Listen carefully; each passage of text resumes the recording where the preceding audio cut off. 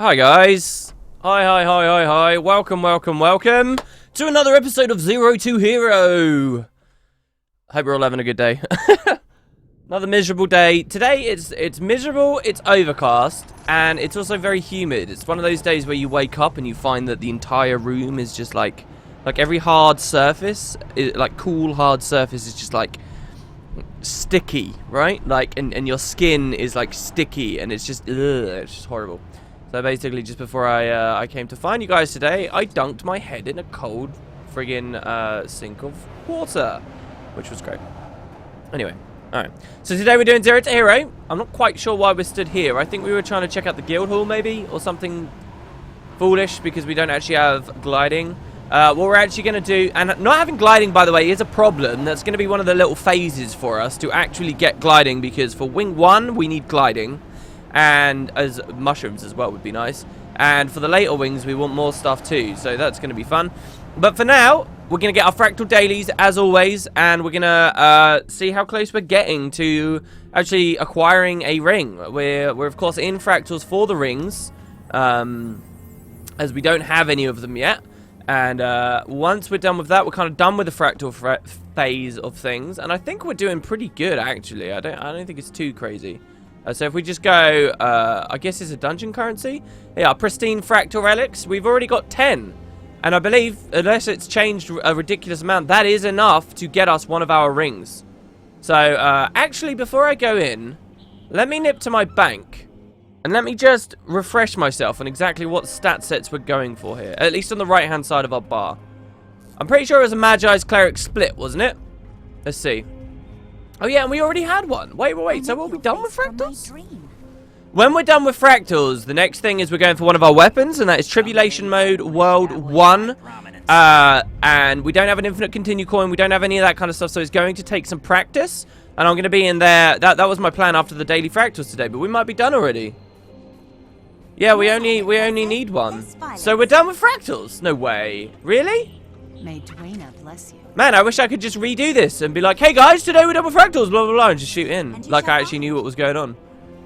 And these encryptions then, so we're not going to get the mastery, so we may as well sell them, right? And get a cheap little bit of gold. Now, we are going to need about 36 gold to get that ascended weapon anyway, because of all the blueprints you have to buy, I believe. But yeah, okay, so we already have one cleric's ring, so we'll just get the other one right now. Damn, why didn't we end last stream doing that? Why didn't I realize that last stream? Huh, well, that's going to be great. Hope you're all okay. Oh, you guys don't know about this yet. In a Visual Wood episode upcoming, I'm going to have a conversation with Matt about my return to using standing desks. And my final solution to the final solution. Oh, God. Isn't that what Hitler called his plan to exterminate the Jewish people? My final solution, however, the Wood Potato's final solution is not so grim. My final solution is an ironing board. So, I'll leave the story for that video. But yeah, it just arrived today. It just arrived. Which is going to be pretty cool to use. Okay, so let's check this out here. Not those. Deeply discounted. Okay. From someone on the outside looking in, this all just fit. Oh, but which one did we have? The Healing Signet or the Druid Circle? We had the Druid Circle, right? I remember because it was weird because we are a Druid. So we're gonna get the Healing Signet. Sweet. Holy crap. So we're heading. Oh, so it's gonna be like an SAB stream then, I guess. Or we can go for experience in some of the Heart of Thorns maps to get ourselves gliding. Maybe we could do that a little bit. That's another little... Yeah, let's do that. Let's do that as like a transitionary thing before we move into SAB. So yeah, that sounds pretty good. Yes, it was called Endelsung, which means final solution. See, I learned something in history class. That's right, I learned. Okay, alright, let's drop this off here. So so what we'll do then for the start of this stream, just so that everyone is sort of on the same page here. Here is our current Zero to Hero progress. We have intermediary gear, which is condition damage, which we're using to sort of push through level 80 content to get what we really want. We already voted on this. We chose to go for a healing power druid. Why do we have... Hello there. Oh, that's just a feedback loop. I put the wrong thing. We chose to go for a healing power druid. Now, that healing power druid currently has an amulet, 2 rings, 2 rings. And we can equip that stuff. That's fine. Seek, and you shall 1 accessory, 2 accessory. So all we're lacking. Okay, this is the right hand side of our thing. All we're lacking is a back piece. So maybe we can get the back. So we have to figure out where we want to go for the back piece. That's going to be another thing that I haven't even been thinking about yet. How hard is the vial of salt to get at the moment? Maybe we should do it through the vial of salt. That would be quite comfortable, right? As for the left-hand side of our bar, of our armor, and so on, we've made no progress at all. I thought we had at least 1 bit of armor. We've got this. We've got the Magi's Melange thing. It doesn't have a rune. More violence, I say. Less violence. And that's basically it. So it's Magi's armor, exotic Magi's armor. And we might find that this 30 gold or whatever we got from Fractals, or 20 gold, including what's at the TP, might be enough to deal with that. So yeah. We need runes, we need a few more bits of armor, a back piece, and then weapons. Weapons is the main thing. It's going to be quite tricksy. I'm actually going to equip this. Alright, I know what I want to do today. We're going to use this celebration booster, and we're going to run around interior. If anyone in the Spud Club or in the guild, just on Twitch at the moment in general, wants to create a squad, that's very cool. And we're just going to play. Now, I have unlocked every map, so we'll just pick the best map with a meta star. And I haven't done Auric Basin for donkey's years.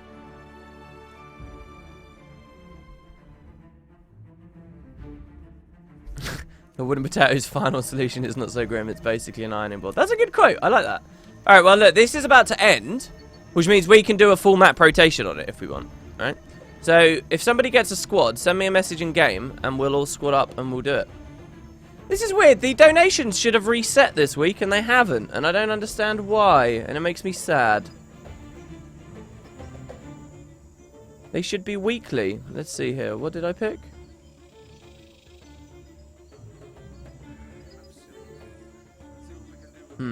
Oh, I know why. I know why it didn't do it. Okay, hold on.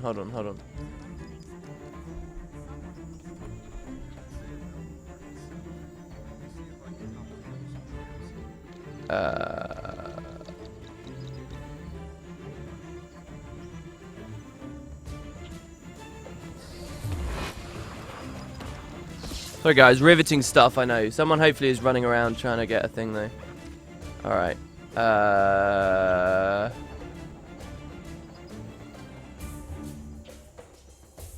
Why does this say new next to it? We have the power to repel Mordremoth, and we shall reject its Mordrem from time. Memory is what keeps me fighting.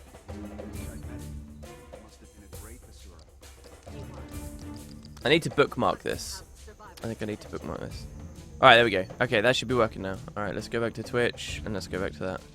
If you need a guide through Tribulation for the Ascended, I'd be happy to help. Same with anyone in chat. I'm actually not too bad at Tribulation. The videos where Boots is quizzing me, I cannot express how difficult it is. The main thing, I think people who have never actually tried to Let's Play, and people who have never actually tried to hold significant conversation while also splitting their focus onto the attention of a game, will never truly understand what's so difficult about it. You as a viewer, it's very easy to shift your attention to whatever thing you like. You can shift your attention to the game and basically just think of the commentary as background, and in that case it's going to look like I'm terrible at playing the game, or you can focus on the commentary with the footage as the background thing, and in that case I think you might find it's a little bit more tolerable. It's very, very, very difficult to be thinking about what random seraph in the entire game might be called Jim, where he might be and what his mood might be, while also trying to simultaneously maneuver, navigate around the game, and remember all the little pitfalls and things, because that's all Tribulation mode is, really. It's just memory, right? It's quite stressing, and so you end up falling in a lot of the traps that you know are there and that you know you could easily avoid. Someone did ask me why I didn't do Shortcut Worm on the previous stream, on the previous video, sorry, on Zone 2. But Shortcut Worm, he's not easy. He's very RNG, so that's basically my reason for not having done him. All right, we did hero challenges and stuff. All right, so if we're about to do an Auric Basin, first of all, I might just look on LFG to see if somebody is Auric Basining it up. Silver waste 5%, 3 out of 4. Selling trib, selling trib, selling trib. The price for selling trib's gone way down. Ever since that comment from Chris, it's crazy. Like, it really is. Looking for migraine achievement. I would love to do that with that guy. That's cool. 2G. Looking for raid. This will be us eventually, guys. I'm multi-class, less condies. Slippery slub. This is nice. Okay. Well, none of that matters to us. And nobody's doing AB. You want to come for AB? We're playing on EU right now, so just a consideration, unfortunately, to people. It is Friday. A lot of people get half days on Fridays over here on the EU. So you could be home. You could be enjoying this right now. I'm just going to try and keep moving and doing stuff so this doesn't feel so painful to watch while we figure out what the balls are going on. Oh, Mr. Sub, Jarek, welcome to the Spud Club. Welcome, welcome. Sorry if I missed that. I can't see it anywhere, actually. Oh, okay, yeah, people are spamming ducks. Oh, yeah, welcome! Oh, my God, and you're a new sub as well. I'm so sorry about that. I sincerely apologize. Welcome to the Spud Club. You can now post links to anything you like in chat. You can now spam emoticons if you like you see Restless is doing down there. You can do whatever you like. It's very cool. All right, we'll get some of this. We're actually going to start gathering stuff, too, because, hey, we're probably going to want the money. I'm just desperately hoping for a squad invite from someone. But we'll see. Alright. And how did we get this vista up here again? I forget. It's still much above us, right? And in 6 minutes, the the metas will begin. And we'll roll on into it. Actually, I'll tell you one thing we could do. Screw all this. Screw all this. What we're going to do is we're going to go to the guild hall. And we're going to go to the tavern. And we're going to drink the map bonus potion thing that you can buy from here. Which will help us when we get into the Hearthorn stuff. So we'll get a lot more Auric slivers. Doesn't seem like anyone else has done AB in years. You aren't alone, WP. Well, the devs have talked about the next patch trying to address grind issues and playability and replayability and stuff like that. So hopefully it's more fun to play in the jungle after the next patch. PvP reward track, guild experience, guild item research. Wait, is it item research? No, that's just magic find. Map bonus rate, 10% faster for the day. Now. Oh, yeah, it's automatically put on me. Now, you can compound that with some of those drops you get in the Dragon Stand for 20% faster total. But it's really not great. On one of the Reddit threads I was reading recently, someone was talking about how utterly useless the Dragon Stand ones are. Like, you'd need to do 20 full cycles or something to get a single item out of that buff. And the potion will have expired long before that. And, like, if you want to craft better ones with artificing, it costs, like, linseed oil. So it's like a gold to get an extra out. It's just so bad. It's just so bad. Update, I'm most excited for Ranger Sword. Wait. Have they revealed patch notes? Auric Silvers. Auric Slivers. I didn't say silvers, did I? Alright. It upsets me that we've got this daily on here as well. Hold on. Oh, this map's already done. Okay, screw it then. Let's go to Northwatch and let's just push. Let's do it. Northwatch is cool. I like Northwatch. Man, I was very happy and very excited and very much enjoying the game when I got to this point of Hearthorns. At this point, when your players were running down here, they were happy, right? They were happy because the story felt like it was going places. Maybe you didn't like the air thing. Maybe there were a few Norn out there that didn't really like that, okay? Or just people who fancy themselves as, you know, experts on storytelling. However, wow, he moved so fast there. However, generally speaking, I think people were very happy, right? And it was a brand new map, and they probably spent at least a while in Verdant Brink. They hadn't experienced many mastery gates or any many offensive ones, at least. I don't speak from. Oh, this is the hidden chest phase, actually, so they don't even start yet. You know, things hadn't been too bad. The narrative wasn't too constrained. Felt good. I remember specifically, for anyone who's played Divinity Original Sin, okay? This is this is a very cool RPG that I played with my girlfriend recently. Well, last year, okay? And Divinity Original Sin, it's kind of like Guild Wars 2 in that it's made up of lots of maps, But I remember spending so many hours in Divinity Original Sin in just that first map. There's a map and there's a town in the middle of it called Sicil, and there's some beach areas, and there's lots of undead areas, and there's a giant church area, and there's a graveyard area. It's like a big map. And I remember spending a lot of hours on that map. And then finally, I got to the second map, and it was a big forest. And I remember that blowing my mind. I was like, what? This is awesome. This game is huge. This is badass. This is so massive. I really felt like I was in a huge world. And I remember when I played Heart of Thorns, the moment I first reached Auric Basin, having done a lot of the achievements and taken my time and done some masteries and did the story and then finally moved into AB. I remember at that moment, I felt the same. I remember saying, this feels the same as when I got out of the first map of Divinity. And I meant that in a really good way. In kind of a, wow, this game has got a lot of scope. This is really badass kind of way. Of course, with Guild Wars 2, though, my problem was I knew, because I'd been following the release of the game closely, I knew there weren't going to be many more maps after that. And I knew that time was quickly running out. Attack. And I didn't know. It turns out that happens in Divinity as well. It's not as big as you think it is, just like with Heart of Thorns. So they're very similar. But with Divinity, at least I didn't know that. Alright, this is a party join request. What about a squad join request? Can we join a squad for when this restarts? And what we're training, guys, hopefully I've done this right. No, we want gliding. Gliding. We need updrafts. Updrafts very important. You basically can't do the second encounter of Wing 1 without them. And it limits your rolls in the third encounter.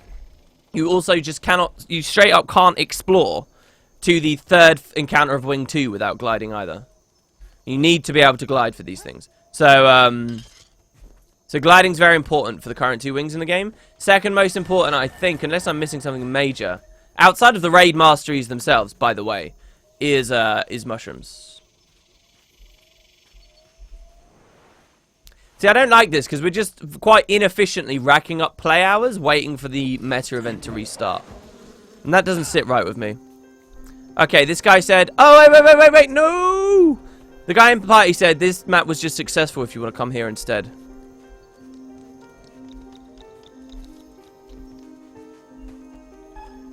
Alright, cool. Oh, he's created a squad. Okay, alright, we got a squad, guys. So, squad join on Pole Dropper or Isa1865. Hopefully any mods in chat can help people if they want to join with us. Let's do it. Let's do AB. Are we all so sad? Are we all so hateful of AB at this point in the Heart of Thorns maps that no one wants to come? Remember the first time we did it on stream where basically no one had killed this boss and we learnt it and it was exciting and we got it at the last moment?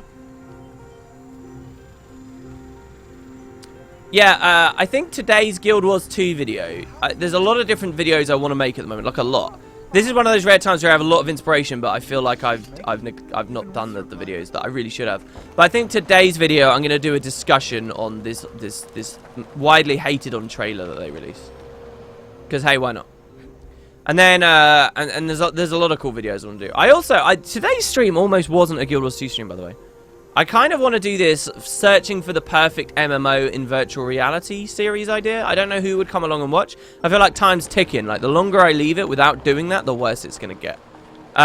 So I kind of want to see what BDO's like in virtual reality. A lot of people wanted me to play it, and it would be like killing 2 birds with 1 stone. It would be pretty cool, and I'm quite excited about getting in there. So I almost was going to stream my first experience of BDO with you guys here today. But, Zero to Hero has taken precedence. Because the non-Guild Wars 2 video I want to do today is the final Final Fantasy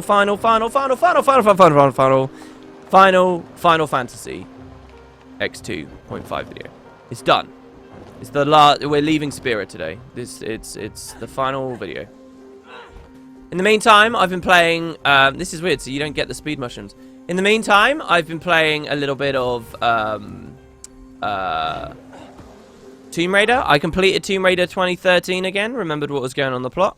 And I'm about 18% done with the sequel, Rise of the Tomb Raider, which I did want to let's play and still do want to let's play, but if I'm doing VR stuff instead, that would be coming first. I don't know. So is it the final one? Yeah, it's the final one. It's the final Final Fantasy. Alright, how long till it resets? Come on, man. How long? I guess we can kill the daily guy, but we don't have the mastery, so we can't trigger it. But do we get the credit for killing him? How does that work? Searching for the best MMO, but specifically the best VR MMO. I think there's a concept there. I think there's an idea there. Yeah, I can't trigger him. I can put traps under him for when someone else does. Oh, what? That's so unfair. Is he invulnerable because I don't have the mastery? I just can't hit him. Oh, no, I can hit him. That would have been a really interesting mechanic. That would have been like the tough bark mechanic that they talked about with the Mordrum pre-launch that never ended up being a thing. Oh, yeah, I forgot about our trait. That was really cool, actually. I like that trait. The bonfire trait. Let's try and do it. Ready? Well, it's not the bonfire trait.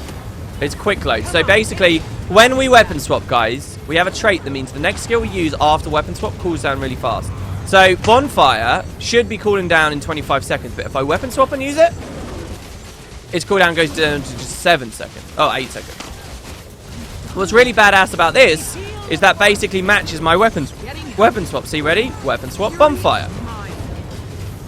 This is something we were doing on the last 0 to Hero. It was really cool. Very glad that someone in chat said that. Hey, fun story. I'm going to PAX East soon, and I think that ArenaNet has a booth. At PAX East? Why East? I wonder why they do that. Why is nobody pressing F to stomp? Fine, I'll do it. Why is he attacking me in downstate? Ah, I got him. I got him right as we blew up. Yeah. Got an achievement. Nice. The chests beneath the city are going to get locked out soon, right? They have to.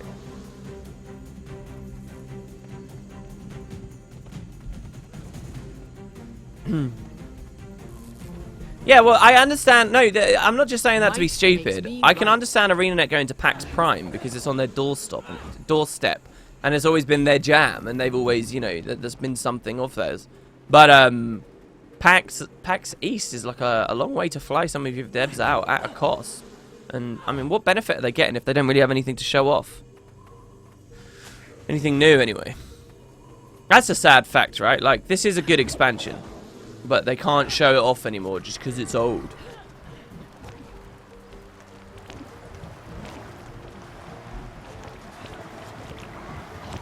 Here's a funny question, right? If you pretend you're a dev at ArenaNet right now, don't just pretend you're a dev. Pretend you're like a high-level manager, right?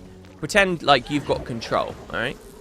Now also pretend you have the choice. Now this choice is an impossible choice, all right? So we don't need to debate that. There we go. We're starting a Northwatch.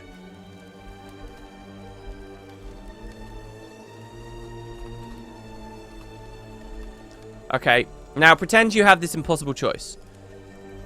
You can release Guild Wars 2 in 2012.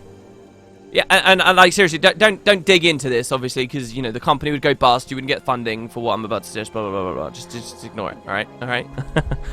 Imagine this: you have a choice. You can release Guild Wars 2 in 2012, or and it would go on to get updated and so on. Basically, the world we live in now. Would you choose to live in the world we live in now, or Quickly. and don't forget, this is from the perspective of a director or a manager, or do you instead release Guild Wars 2 as it currently is, with Heart of Thorns, with the free-to-play, with the PvP leagues, with the Desert Borderlands, and the guild systems, and this, and this, and this, and this, and this, and this, and this, everything? Do you choose to release that game today, in 2016? Because the point I'm trying to get at here is actually, the second choice there is quite interesting, because what you do... people would still shit their pants in excitement to see core Guild Wars 2 and all this stuff come out today, right? Like, I think that what I'm trying to say is the quality of the core game is still high enough that it would succeed as a game in 2016. And it would be novel enough, and it would be new, and it would still be breaking the same barriers it broke back in 2012. Right? It would still be doing that stuff. Oh, I almost got you, bro. What even killed you? You were downstate, not defeated.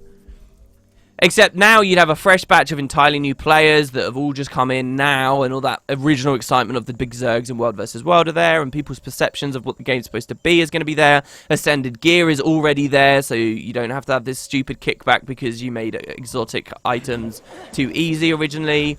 You get, like... Plus, you release with more content out the door, you release with more structure to your end game out the door, you release with all your core ideas there. What I'm saying is I think Guild Wars 2, if you could choose to do that, You probably would, wouldn't you? Don't you think the game in general would be a far more successful game, a far more successful experience? Am I crazy in saying that? If it came out now, it'd be like BDO and people would be skeptical. What do you mean by that? I don't think that's true. What skeptical about what? And why? Why would people be skeptical?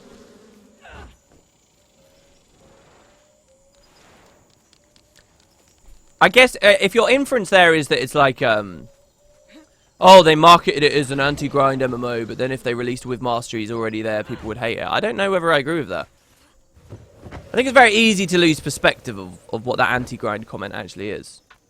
To explore the world, to experience the story, to experience the majority of the content, you do not really have to grind in Guild Wars 2, and that is still true, even under the mastery system.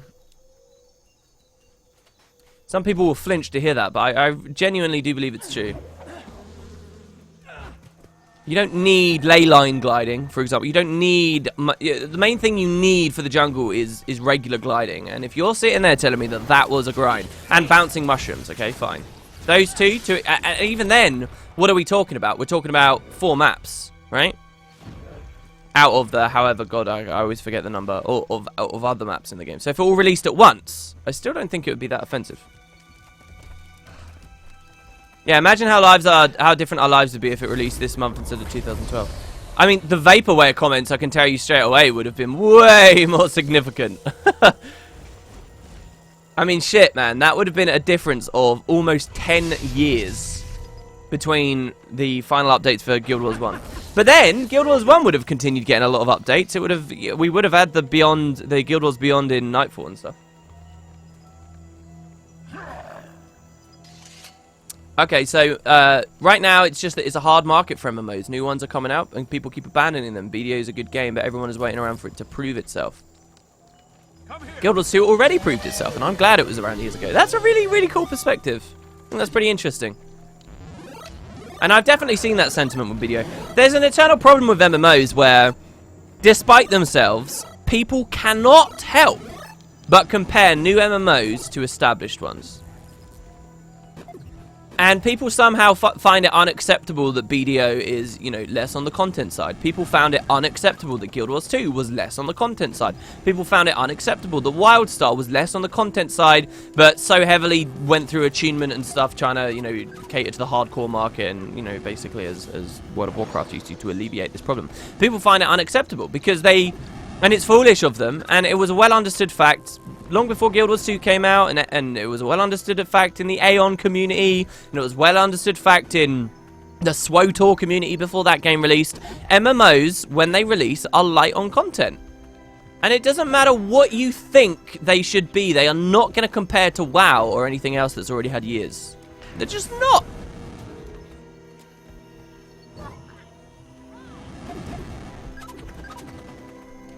I think it's much harder to point at a genuine, like, inexcusable this. Like, here's the... so that trailer came out or whatever. No. What was it that came out? Oh, no, I can't remember. Well, I read on Reddit, someone had a post. And they were basically saying, oh, I think people are going to be really, really happy with this patch. This is going to be pretty cool. And the response was, to this post, that no one's never happy. ArenaNet can put in the best feature ever, and someone will always turn around and say, no, it's too late, the game's already dead. It's too little, too late. I've done a discussion on the stream before with you guys about that too little, too late thing. It's actually very hard to know when it really is too little, too late. I think most cases it's not too little, too late. A valuable feature is a valuable feature and will foster future communities. It might not foster you because you were playing the game before it was there, and you might be too salty to enjoy the game now.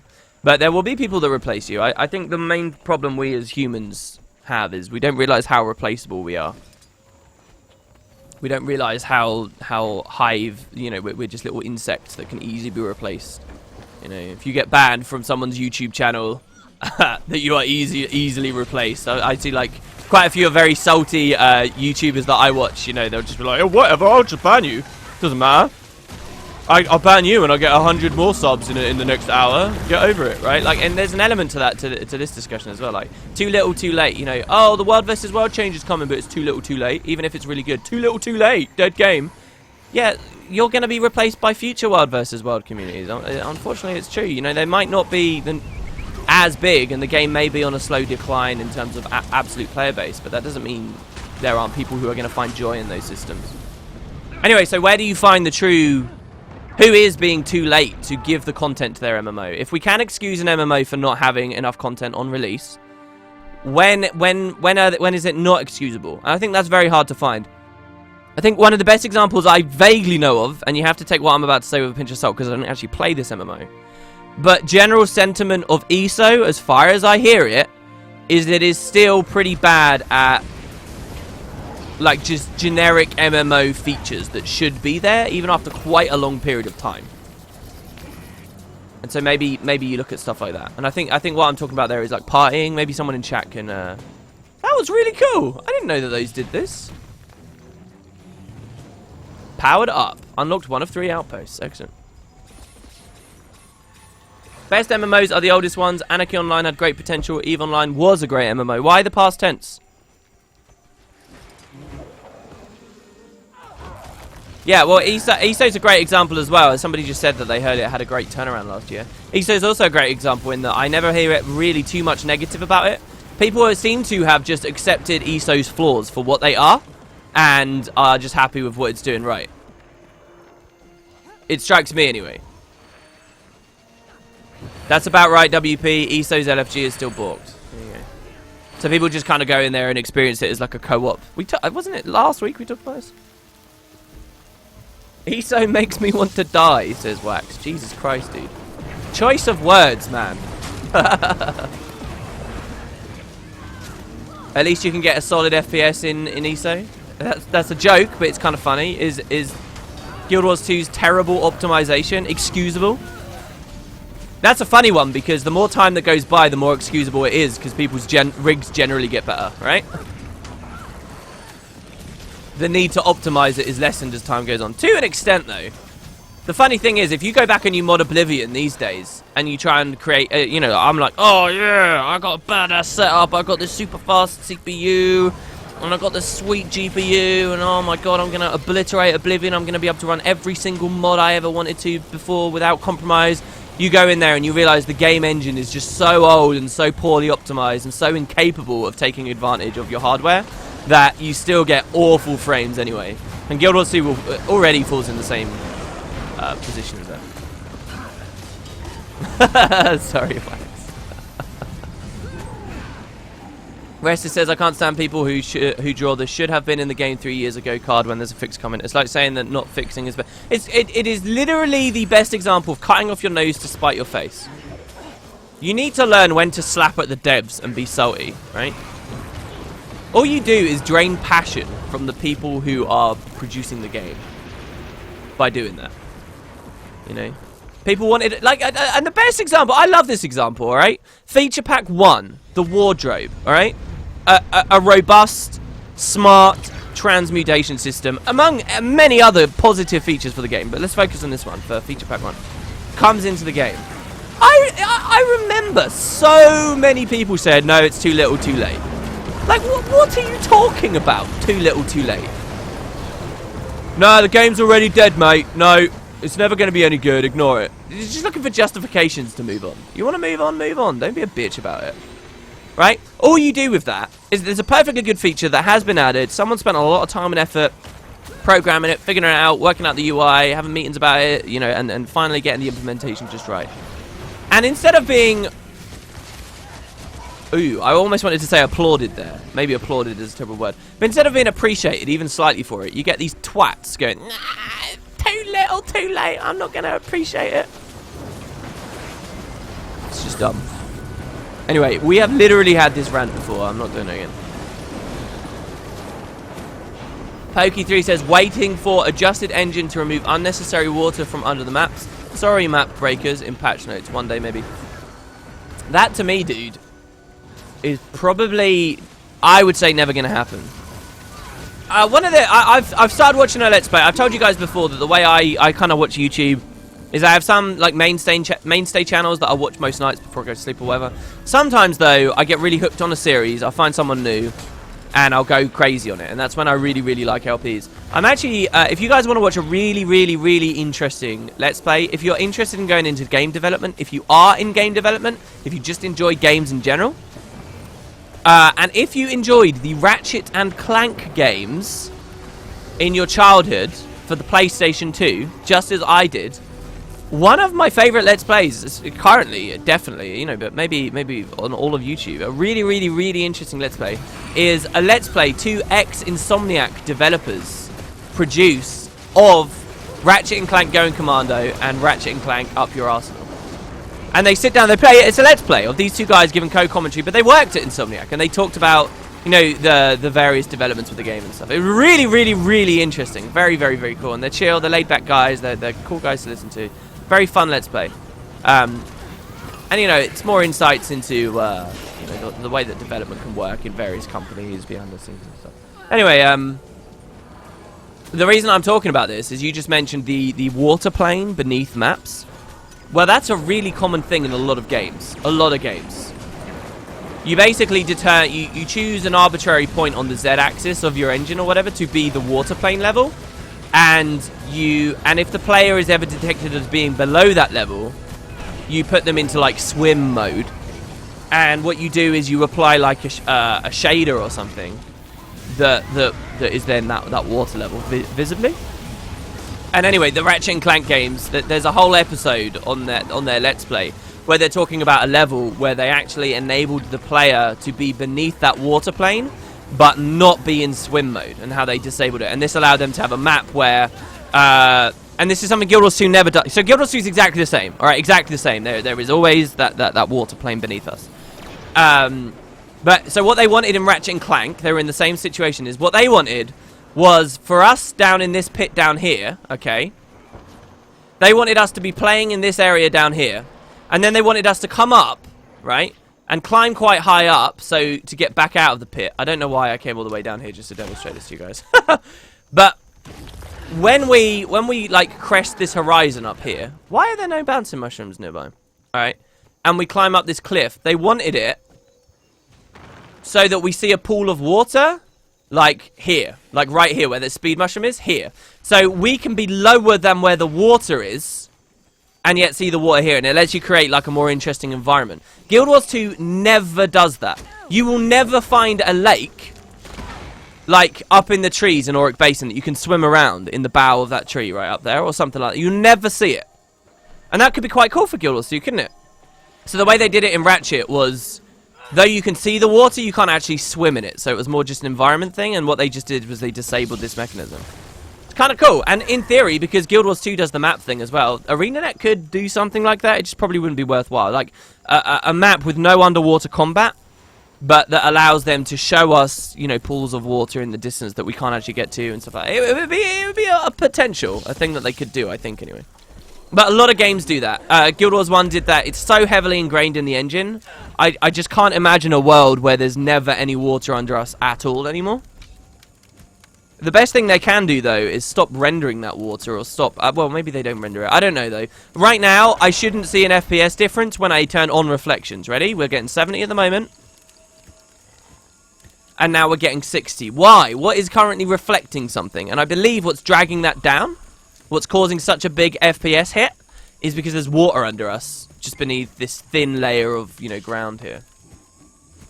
And, that's lame, man. So maybe it's more in the way that they render the water or whatever. What's my idea of No Man's Sky? I saw the original trailers. I'm a bit of a hipster when it comes to No Man's Sky because I remember stumbling onto that game when the official trailer for it had like 1,000 views or something, and just very few people were talking about it. And yeah, I got very hyped at that point.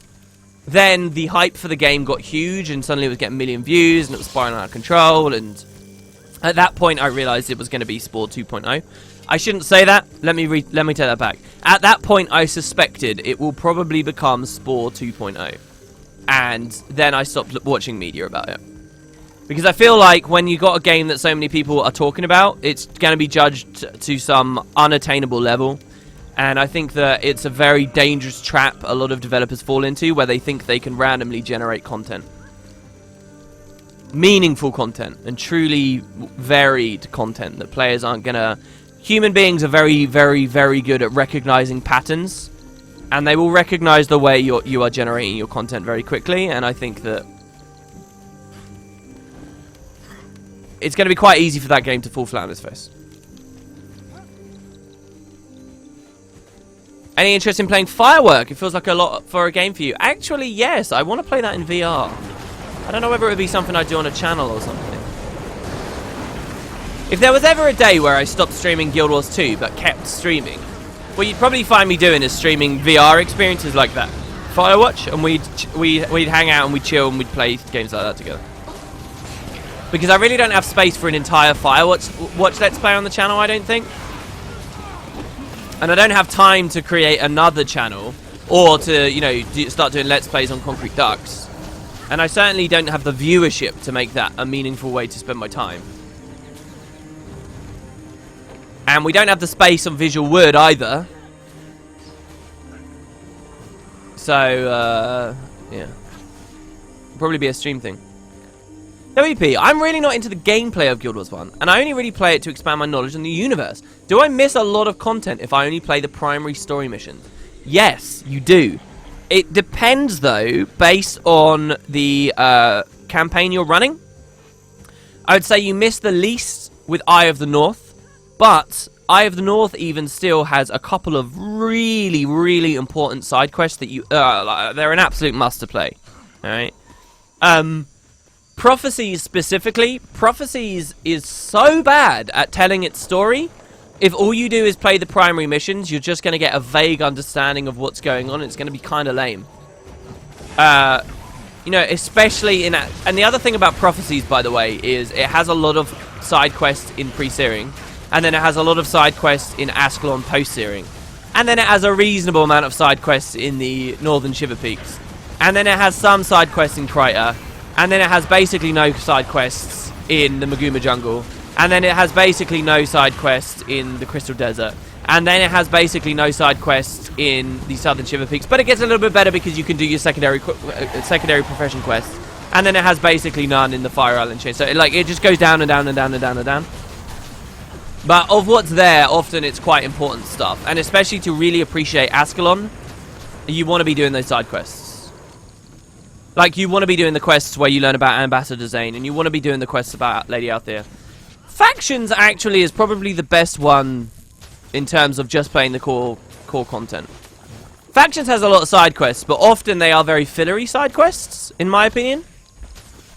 And a lot of the real story is bundled into the main campaign. And Nightfall has a lot of side quests and a lot of very relevant side quests, so yeah.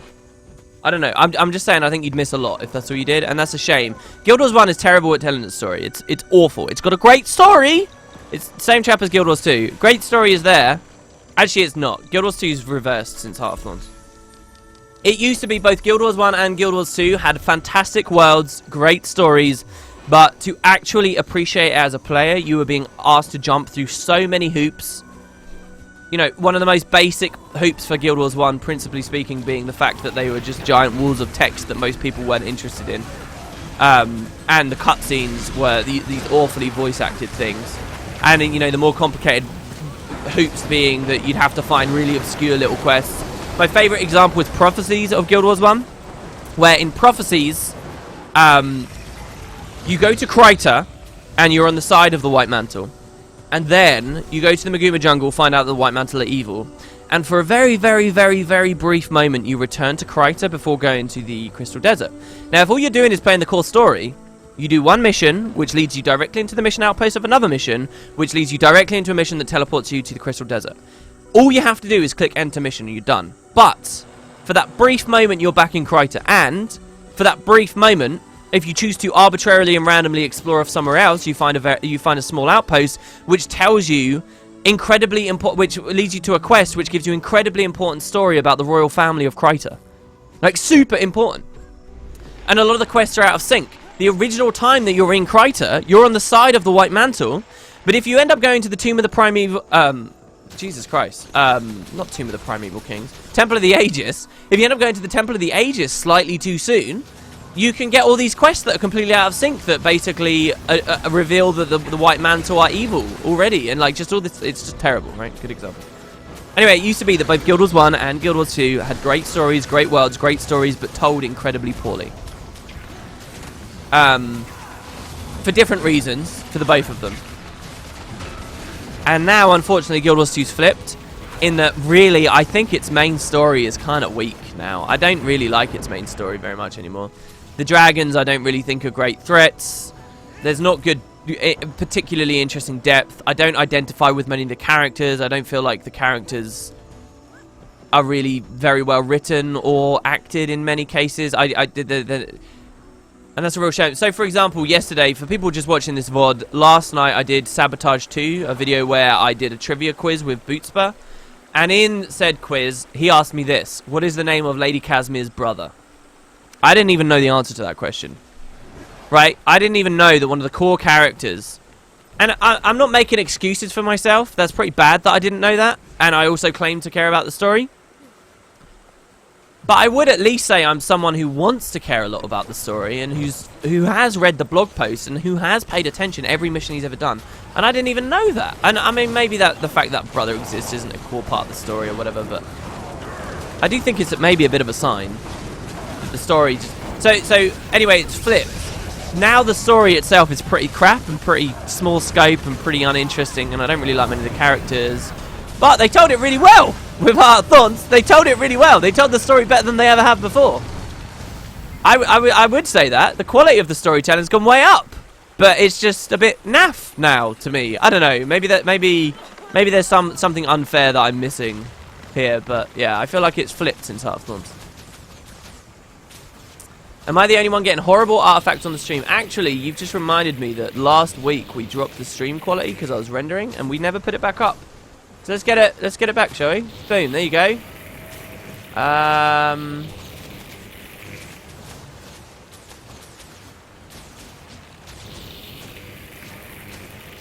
There you go. Quality of the stream should be much better now. Unless I have to restart it, which means it will be much better tomorrow. Yeah, it's a guy called Kyle. Yeah. See, I thought that Lady Casmire's father was the one to rack up all the debt in her family, but it wasn't. It was Kyle. Death Tim 217 said, I feel like ArenaNet doesn't even care about the story anymore. I don't think that's true. I think they actually really do care about the story.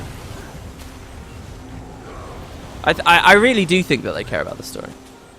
And it's a stupid thing to say because, you know, it's a lot of different individuals and everyone's level of enthusiasm is going to be different, and I agree with that. It is going to be different across the board.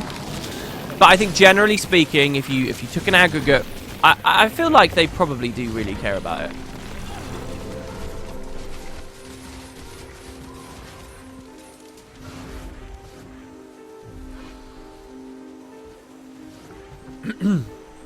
But I mean, we're already talking pretty weird right now. How do you take an aggregate level of enthusiasm across multiple heads?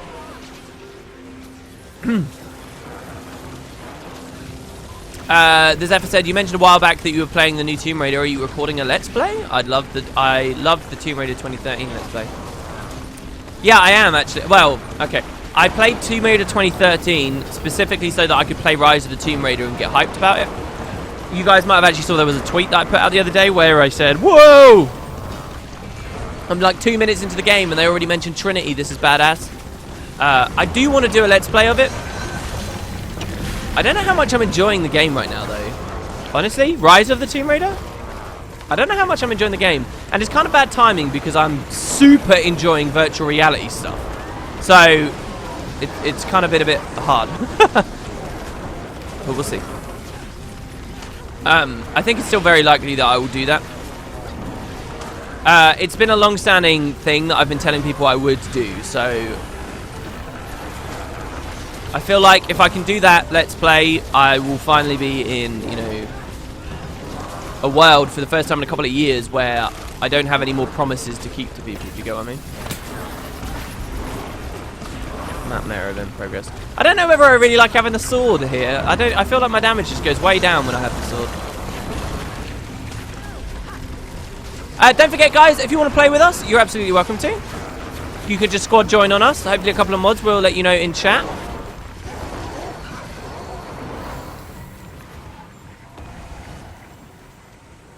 WP, will you ever do an LP on WoW and or FF14? I was thoroughly shocked on the April Fool's video. See, what is this? Why is it telling us there's few players on the map? Screw that, man. I was very shocked on the April Fool's video that people said they were genuinely interested in me doing World of Warcraft content. I doubt I will ever do World of Warcraft content. The most you are going to see of a legit video from me on World of Warcraft is if I do the let's try and find what MMO is best for VR, you might find a WoW video. As I try WoW in VR. That's it. No further. No further. This is weird. It's dropping frames now.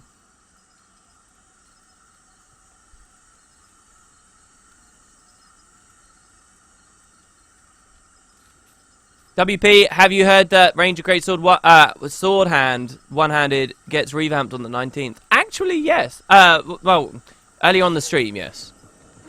But aside from that, no. Oh, we just got a Master of Overkill accidentally. Will I be playing the FF15 demo with Matt? I don't know how much Matt really cares about Final Fantasy. I think he played 7 and enjoyed that, but I don't know about anything more than that.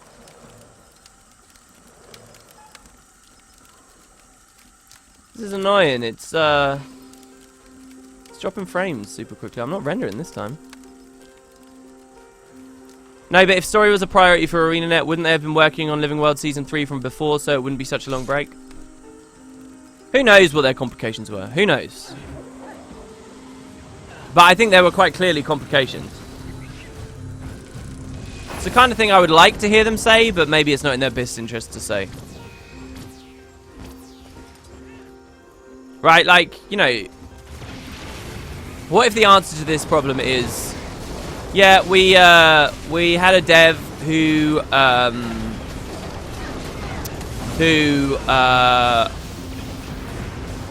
I don't know.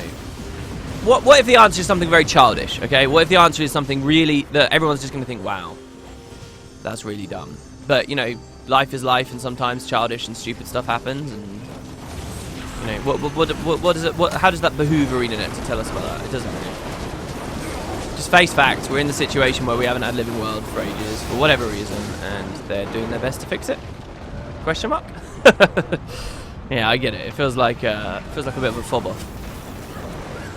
Yeah, I won't root you anymore. Yeah, they've been fighting that change for a long time, but hey. What do I think about the shortbow legendary? They teased it in the video. I don't think very much of it at all, really. If I do it, it will be for the collection, because it will be like a fun collection to do, rather than anything else. Terra is also an example of truly bad optimization. The game runs horribly on my computer, which averages an acceptable 30 FPS for Guild Wars 2. Well, sometimes it's just a very specific, very unfortunate incompatibility between you and that particular game. But I do believe, across the board, generally speaking, people do not enjoy good FPS in Guild Wars 2. And I think a lot of that just comes down to the way that, you know, one thing I think a lot of people don't really appreciate is sometimes it's not so much the engine as it's the way that the devs organize their graphic settings. See, there's kind of a thing with gamers, okay, and when it comes to video game software, where people view a graphics option menu as a selection of more is better choices. So your average player is going to come in, they're going to look at your video game, it's not just Guild Wars 2, it's any game, and they're going to say, ah, animation, this is more is better. Ideally, I want to be on this, I'm only going to go lower if my PC can't handle it. Ideally, I want to go to this, I'm only going to go lower if my PC can't handle it. More is better, it's always more is better. But often, actually, with software, that's not the answer, really. A lot of the time, a dev is giving you a choice. And it's not more is better. It's a legitimate personal preference thing.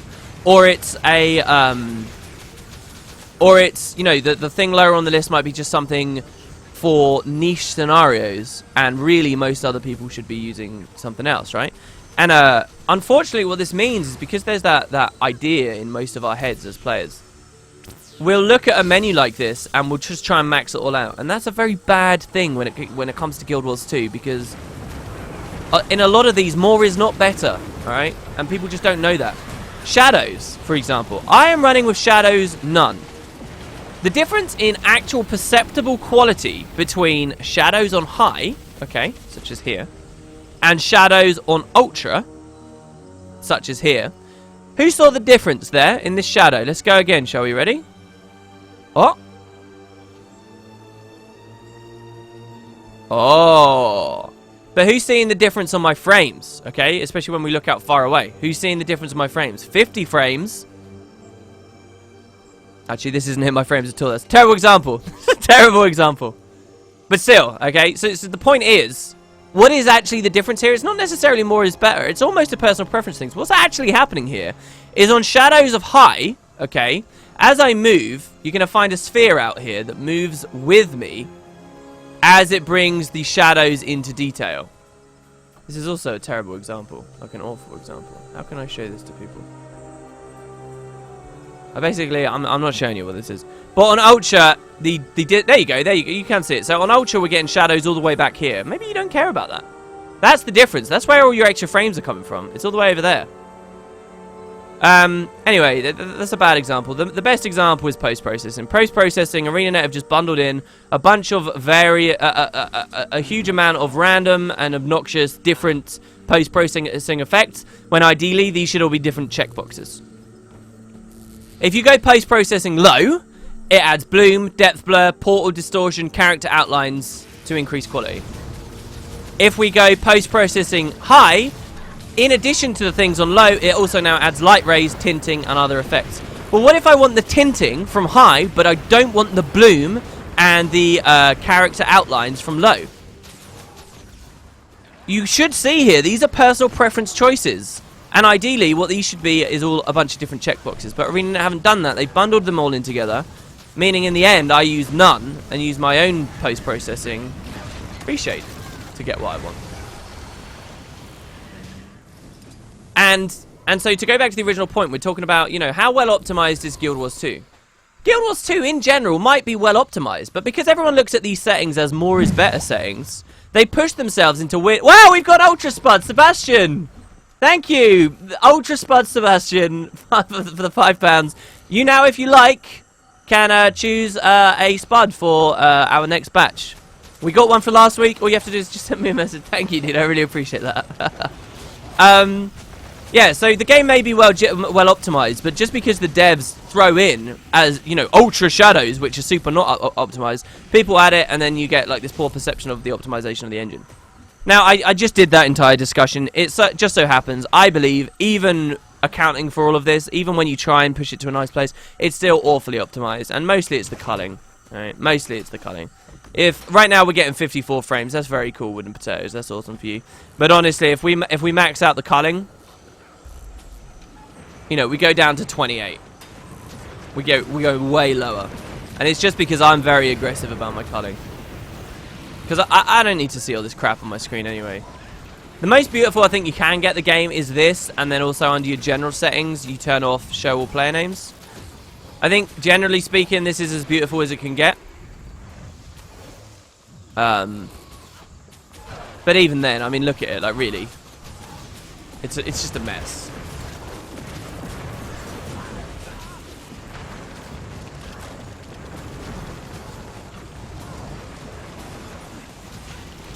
There we go.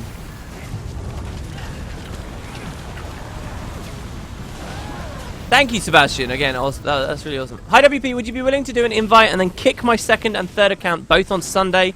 I'd donate another 2,000 super clouds. Hell yeah, I can do that. Wait. So you want... So, not today. On Sunday, you want me to invite 3 accounts and then kick the second 2 of those 2. I can do that. Just send me a message on Sunday, because I'm going to forget about that. But if you're here, if you come to the Sunday stream, or if you're around, I am more than happy to do that. Especially for 2k clouds. That's awesome. So, a lot of progress has been done on the Super Adventure Box. World 3 in our guild hall. Tidal, Majestive. I actually don't know how many people have been working on that, to be honest. But he's done a fantastic job, like absolutely fantastic job, and I really want to. That's an example of another video I want to do. But what we may be faced with, guys, is as soon as the Super Adventure Box goes away on Tuesday, we may be faced with the fact that ArenaNet aren't going to add any other convincing structural decorations for which we can build our own worlds and stuff for a long time. So we need to go ham on the clouds now, because what's going to really suck is if in 3-4 months we decide, right, we want to do this, we want to do this, we want to do this. Oh, never mind, we don't have enough Super Adventure Box rock walls. We don't have enough Super Adventure Box platforms. We don't have enough of this, this, this, or this. Because it's all time-gated. Ideally, we should be able to create the most bizarre and wonderful and wild and exciting of ideas without hitting that worry that we're going to run out of decorations. So we have to make hay while the sun is shining. So that's why we're so desperate for clouds at the moment. What we'll find is once the event goes away, the only way to get clouds is buying them from other players who have jacked the prices up like a disgusting amount. Netco said there's a new pic on the Guild Wars 2 Twitter of Lion's Arch's aerodrome. Ah. See, I think what a cool trailer would have been is if they did the aerodrome, don't you? A new picture was just posted.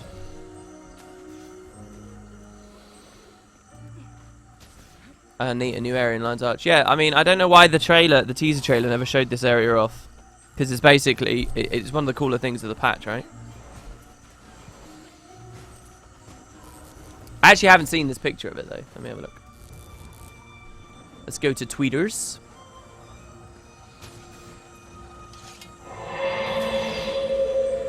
Oh, yeah, it's really cool. It almost looks like concept art. That looks absolutely excellent. Good job. That's far better than the entire video they did.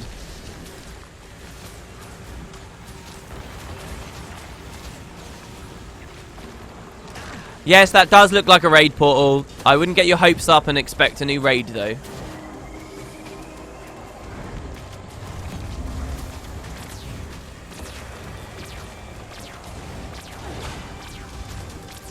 It's getting very difficult for me not to break NDA right now.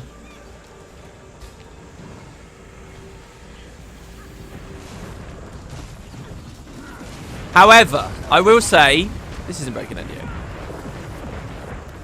If you want some ideas about why that might be in the sky there, I would think about maybe some of the stuff we covered in last week's stream. Which is purely by coincidence, by the way, but pretty cool. Do you think there might be a Corteria raid wing, such as a raid wing on Ore? I would love that. Oh, and I actually think that a raid wing in Ore would be a great opportunity for them to introduce the cleansing of Ore storyline. We can dream, WP. I'm more interested in the fact that it's so high up. Yeah, how are you supposed to get into it? Yeah.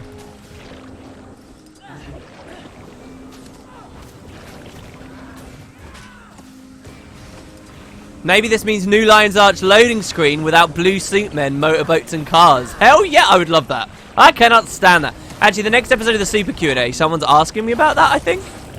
And so, yeah, you'll get my full opinions on the abomination that is that loading screen.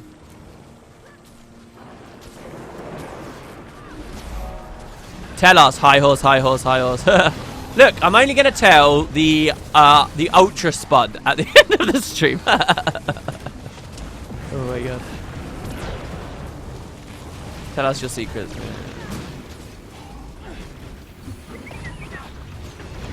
And with WP, I meant waypoints. I will say, turn waypoints off and add mounts. It would be pretty awesome. The game just doesn't... It wouldn't be awesome, though. The game does not work like that. There is a personal story mission, right? That has you pissing about in Mount Maelstrom. And then is going to ask you to go all the way back up to Holbrack, okay? Now, on some level, this is a very fun idea. You know, like riding on Dolliac all the way back, you know? That's a cool idea. I like it. But... and I've played the game under those rules, right? Where you can't waypoint. I've played it. But... it's only fun like the first time, alright? Then you come back, and then there's a mission that's asking you to go from Mount Maelstrom all the way up to Fireheart Rise. And that might be fun, but then you've got to go all the way back. And then there's a mission asking you to go here, and then all the way back, and then here, and then all the way back, and then here, and then all the way back, and then here, and all the... It's, in the end, tedious. If the game was built under that environment by design, you could have those really cool experiences, but the game is just not built for it. And what sounds conceptually fun sometimes isn't fun to experience, and I've learned that firsthand for myself by playing the game under that scenario. How many potato cams are there? Oh, that's a very good point. We're another week in, aren't we? We can change the potato cam. Oh my god. All right, let's get a new potato cam going. Okay, so goodbye, Femme Potato. Hello. You guys are gonna hate this one. This is basically the. I had fun with the original batch we did. Where, all right, let me just explain this. I had fun with the original batch we did, where I did some really stupid low effort ones, and they would just look awful, but it was funny. Boom. This is Scary Potato. Say hello to everyone. This is Scary Potato. In the background, you can see me playing Elite Dangerous in virtual reality. And you can also see a map of planet Earth without any oceans, showing where all the sunken mountain chains are and stuff, which I was using as my desktop for a while. Champion Bramble main store. See? So this one I'm going for kind of a 5-year-old vibe, right? Like this is kind of what I think a 5-year-old would draw. You know, with the big cheesy grin. No attention to detail for colour. A bit of a worn down potato, as you can see as well. The skin's breaking a bit. But he looks happy. Alright, and I think that's what's important. That makes us feel happy. No, those are teeth. Yeah, that's not a scarf. Those are teeth. Yeah. One day he will accidentally switch to face cam. Well, quite cruelly, on my PC, I have named, like, the directories and stuff. It's all named face cam. So it basically would be impossible for me to swap to a real webcam accidentally, because just at no level is it labeled as such. Hey WP, how you doing? I'm doing good. We're doing a bit of AB to get random experience, to get updraft usage.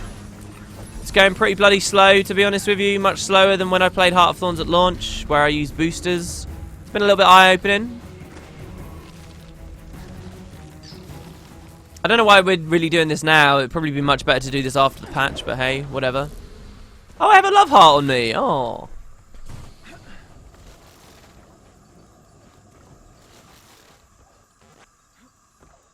See, IMO, the right way to do ultra rare drops is to have a fuck ton of them. What? What do you mean? Explain. I've checked all the VODs. I've so far collected 6. How about build your own mount, 2k gems a piece? I like it. I think that would earn Arena a lot of money. And guys, one of the discussions that came up so much. I'm gonna die here, but it's all right. Let's just take it as a loss. One of the things that that came up so much with the whole legendary weapons thing, and an argument that I deliberately never talked about, is people saying, oh, they can't do legendary weapons, but they can keep churning out gem store skins. I'd just like to remind everyone, you want the gem store skins. You're more than welcome to be sad that items are being created for the game that are not being dropped in as real rewards and as actual parts of content, right? That's hugely damaging to an MMO, and it's hugely damaging to an MMO that cares so much about playing Barbie and dress up, alright? It's hugely damaging. I think it sucks, and you're more than welcome to be sad about that. But don't be sad that ArenaNet are still finding ways to make profit on the game. Don't bitch that there are lots more gliders coming in when clearly people are buying them a lot. That profit you need ArenaNet to have that, so they can convince NCSoft that it's still worthwhile hiring more people and supporting the game. Alright, it's not bad that ArenaNet makes money. A lot of people seem to think that this is the case. And it's very, very easy to forget that, alright? Like, it's good that they're making money on gliders. Don't act like that core fact is bad. Alright? Again, it's the same thing, cutting off your nose to spite your face. You get angry about one little thing with the game, so you're like, oh, I don't want it to be updated at all anymore. Right? Like, come on, even a 13-year-old can, if you sit them down and actually explain the way that the world works, can understand that it's not good for them to not be earning any money. Now, if you're sitting there on a forum saying, good, I'm glad they're not making any more money on the gem store. Boycott, boycott, boycott. Then, I don't know. I'm not saying people shouldn't boycott stuff if they're not happy as consumers. But I'm saying there's a limit, right? How long is the pop-up for donation delayed? Well, which one? The one that appears on the stream? I don't know. It should be, like, pretty much instant. And then the one that appears in the text in the bottom left-hand corner should just be a few moments later.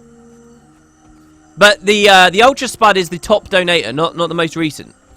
Hopefully that makes sense. I want them to make a separate tab for all Black Lion skins in the wardrobe so I can finally have a tab filled out. You're damn right, Abnormal 4K. That would be amazing. I think that way back when they did Feature Pack 1, they added the collections idea, or the wardrobe, and I think that has always been a serious problem with the wardrobe. I think they'd be experiencing a lot more player retention, and the actual skins that they do add through in-game reward would mean so much more to people if they properly sorted those tabs out. As it currently stands, no one really is insane enough to care about getting all of the skins or filling out a tab or feeling like that's a real reward or anything genuinely fun to do in the game, because there's a bunch of arbitrary shitty Black Lion skins in there that are nothing more than a gold or a credit card sink. That's just so uninteresting. It's so crap. Like, what a missed opportunity. Like, and how they couldn't fathom to split out the Black Lion stuff as it was originally added is so foolish on so many levels to me. I just can't understand, like, I'm seriously scared that they had a meeting where they were like, all right, so the wardrobe system, let's do it this way, this way, this way.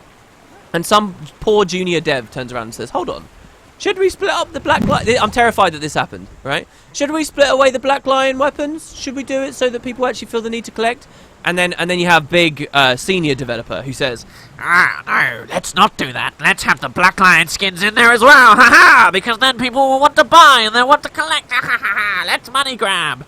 I'm really scared that happened, because that would just be the awful thing, the most awful thing. Because not only is that idea pretty shitty in the first place, but that idea is not going to work because it's such a huge lofty task you're asking of people. And as you continue to add more Black Lion skins, it only gets worse. People are even less incentivized to even consider going for it. Foolish idea has always held it back. Totally sucks. I heard the thing go there. Hi, it was Weekday TV. Welcome to the Spud Club, dude. Welcome. 5 months, man. Welcome, welcome. WB has a terrific evil genius. Guys, all you do is you speak higher pitched and you block up your nose. That's the secret. That's the secret.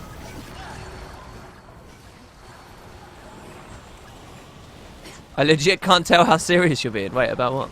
No, I am. I'm genuinely scared that when they added collections, there's no sarcasm there. I'm genuinely scared that when they added the vault, sorry, I keep confusing those two. When they added the vault, they deliberately banded together Black Lion skins with all the regular ones because they were hoping collectathon players would want to max out the tabs, and then they'd find this brick wall of Black Lion stuff, and now they'd be buying more Black Lion skins. I'm genuinely scared that some developer put that in there by design. When what they should have done is have the Black Lion skins, which would be ever infinitely expanding, appear in their own separate tabs. Because by putting them in their own, and armors as well, right? By putting them in their own separate tabs, you have these nice, neat in-game tabs for the actual in-game acquirable weapons that players really want to go out there and complete. And fill it. And they want to become the Sword Master or whatever.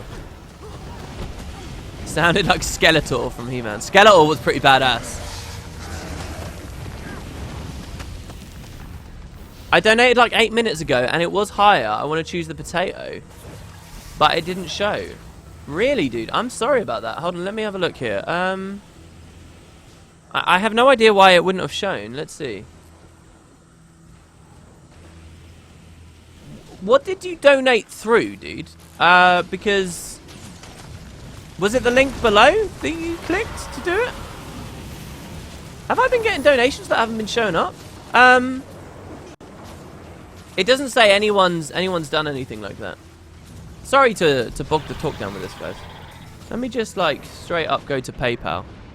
Oh, dude, I saw a video that sickened me the other day. Apparently, some big streamer went to his PayPal and streamed it accidentally to everyone, and he had like 78 grand in it. $78,000. Sickening amounts of money. It's unbelievable. This is why you need to bandwagon on popular games, guys. Alright, let's see here. Did you see the aerodrome picture they tweeted? Yeah, I did. I just clicked it a second ago.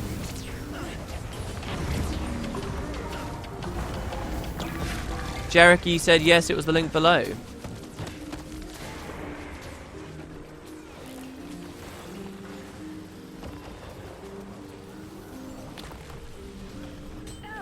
I'm just logging in to see now. I'm sorry that I'm playing like an asshat, guys.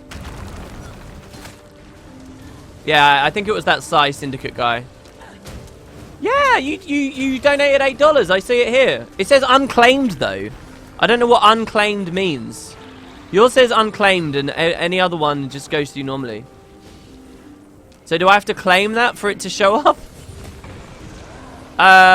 Accept, refuse.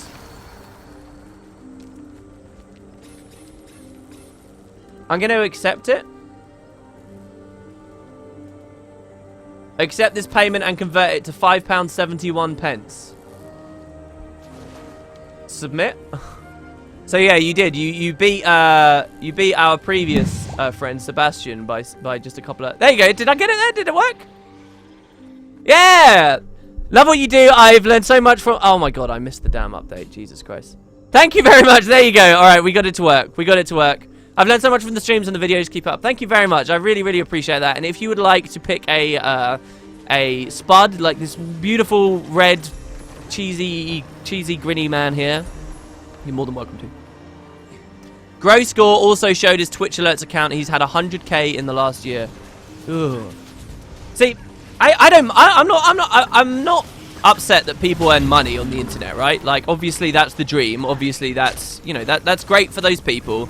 And if we're not going to be salty assholes, salty jealous douchebags, okay? Which is very hard to not be, by the way, I'll just say. But you know, you're happy for those people. Those people are earning, rolling around like pigs in mud, right? They're loving it. But what does genuinely annoy me in those situations is when it comes to something like Twitch, okay? People obviously they get people who stream a lot. They get their money from like donation trains and stuff like that, and you know, people will donate and then they'll see something like that. Oh wait, I just gave this person $5 who actually has like $100,000 that he's not even spending, he doesn't even care about. I just gave money to someone who is otherwise already rich. And instead of just accepting that fact and be like, yeah, well, whatever, most people will then turn around and be like, oh, no, they'll try and act like the person isn't actually rich. Like the person isn't actually a pig in muck. Like, they'll be like, oh, no, yeah, but that's... He might have 78k, but you know, that took him 2 years to do it.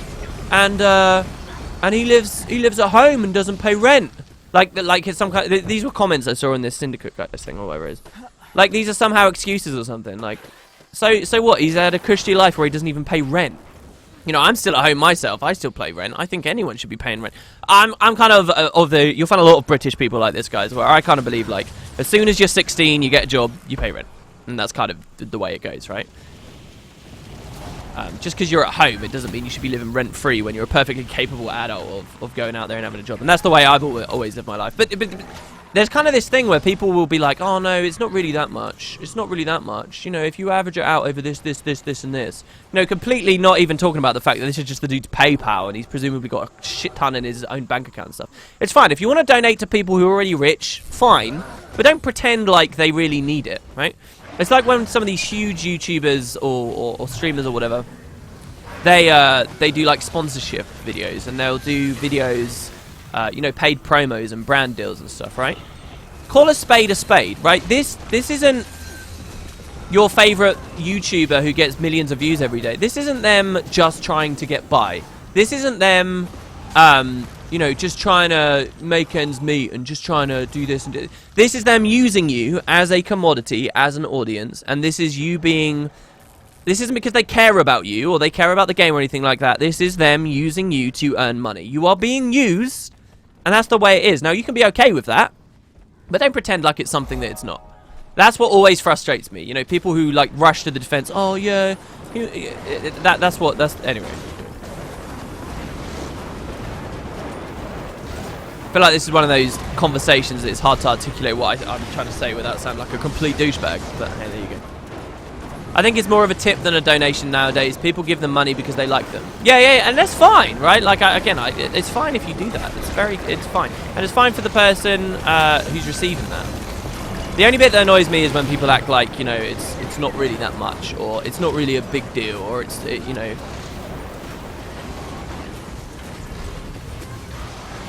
Like, they'll rush to their defense. Someone will say, holy shit, that's a lot of money. I can't believe it. And they'll be like, yeah, no, but... That's the bit that frustrates me. Yeah, and the Zephyr makes a good point as well. People like to do it because, you know, if there were like 3,000 people on our stream right now, guys... Really, you're not... It's not so much... It's not just that you're doing it because you like the person, but it's because 3,000 people are about to see your name and your message. That's kind of cool, right? So it's almost like you're just paying for, you know, a little spotlight for a second, and you get your joy out of that. I understand that too. Again, I don't think there's anything wrong with it. Wow, Uber Danger streamed for charity and lost $1,000 to transaction taxes. Really? So he spent $1,000 out of pocket to organise a donation run. This guy's way easier these days. This is sad. Also, I'm not proccing my trait enough. What's my in-game nickname? Issa1865. We've got a squad here. There's still over half of the total slots available. WP, did you look up the whole story in her story? I looked up some bits. I looked up, like, the fact that she was tapping Morse code during some of the scenes. And you could translate it. I looked up some of the cheats. Matt and I actually had more of a conversation about it, but he edited it out. That was one of the series that Matt's done. Matt's edited it, that one. And he just sort of ended it at a certain point, I think. I don't think that some of our conversation ended up in it in the end. But we talked about that there's a cheat code that lets you just see and unlock everything, and you can watch it all in order. I from what I read though, even if you know everything about, if you've seen every video clip from her story, it's still one of those things where it's up to the player's interpretation to figure out what's going on. It's Issa with 2 S's. Or Pole Dropper. Pole Dropper. P-O-L-L. Dropper. WP, can you recommend a good scary game? If you look at the Visual Wood channel, we just started playing a very scary game called Layers of Fear. It was a fantastic experience.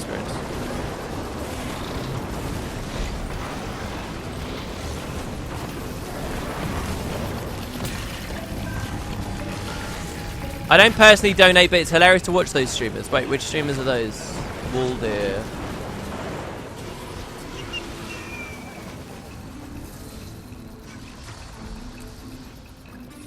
I don't actually know what we're talking about there. I don't know who the insanely funny guys are. Like, it's important to separate just jealousy and salt, right, from legitimate, wow, this is incredible kind of thing. It's very hard, especially for someone in my position, who, you know, obviously envies that. You're lying if you don't envy that. Anyone in the world is lying if they don't envy that. If they say they don't. Well, maybe not anyone. Maybe there are some people who are super averse to crowds and super averse to the idea of what it would mean to be an internet content creator. But still. Alright, that's cool. We did that. All Eastwatch pylons. So we're going to south. We're starting from the Forgotten City. I'm gonna deposit and sell some stuff while we're here as well. It is really weird we're doing this stream before Tuesday. We should have done it on Tuesday, I guess. There we go. Oh, 7-bit Brian again with one viewer, dude. Like, what is this? This is every stream he does it. Thank you, I guess. Thank you, 7-bit Brian, and your friend who views. Appreciate that.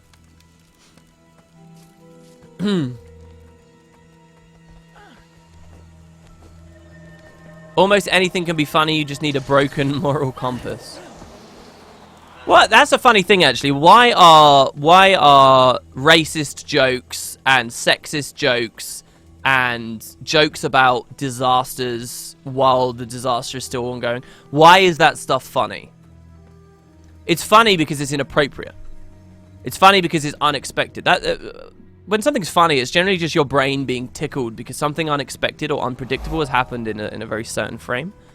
The unexpected is usually either one of two things. It's fascinating, or it's, and I would say, or it's funny. It's hard to find that line. I don't actually know how that works. That's kind of an interesting psychological thing. But so here's the funny thing. I actually don't think you have a broken moral compass if you find that stuff funny. Because if you have a broken moral compass, why is it funny to you?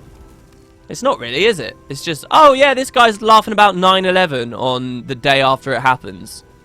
Alright, that's, what's funny about that? You know, I have a broken moral compass. I don't know why that's so offensive. You know? So I don't know. I think you've probably got, you have a moral compass. You just flex it a bit much. You're just not easy to disgust, alright? That's the thing. Jericho said, how can I contact you for Potato? Any way you like, just ideally not here in stream chat, because I'm going to forget about it, and I can't take the notes at the moment. So you can send me a stream chat personal message, I guess, a message on Reddit, a message on Twitter, a message on as a YouTube PM, though I miss a lot of those. Yeah. And then when you do it, I'll take the note down. Or hang about after the stream's over in chat and tell me that.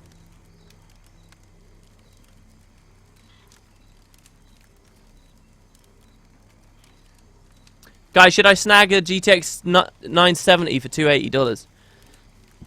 Is that a big deep discount? Is it? Sorry, I was looking at chat and I never went in. No, I'm gonna miss the event. No. Throw it like Aragorn killing the wraiths. Damn it, didn't work.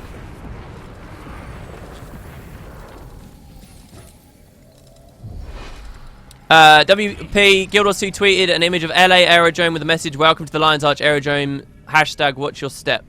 Yeah, we've talked about it already. I mean, the image is the image. I kind of have to, it's a cool image. Bruh, my class cracks racist, inappropriate, and offensive jokes all the time. We don't get why people are triggered by sound waves. Are you crazy? Are you in it? Really?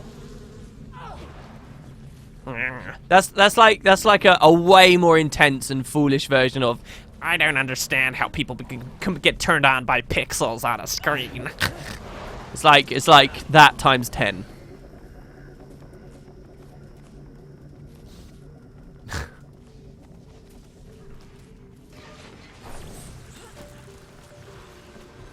Is the thing you're most excited about in the next patch announced or teased yet? I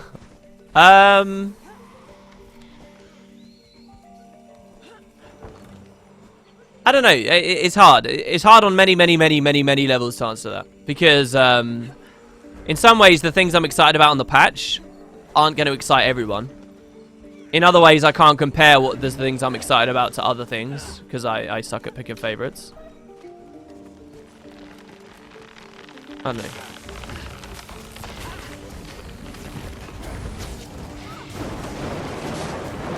Abnormal 4K says probably a raid lobby in LA for those Verdant Brink Afghans. Yeah, and in another sense, it's like NDA tripping. WP, if I'm leveling up, my character is doing the horses on Hirathi the best way to earn gold and experience. Yeah, that is a very good way to get XP. But the thing is, if I go there, I can't get XP for Heart of Thorns Masteries. So, I lose out.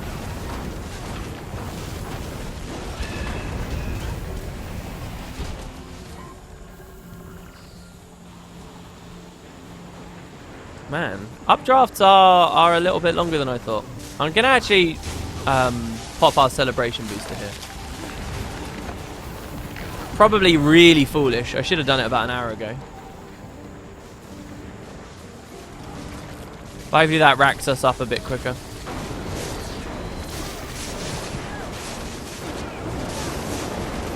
I'm just excited about the open world LFG being used again. Being usable, sorry.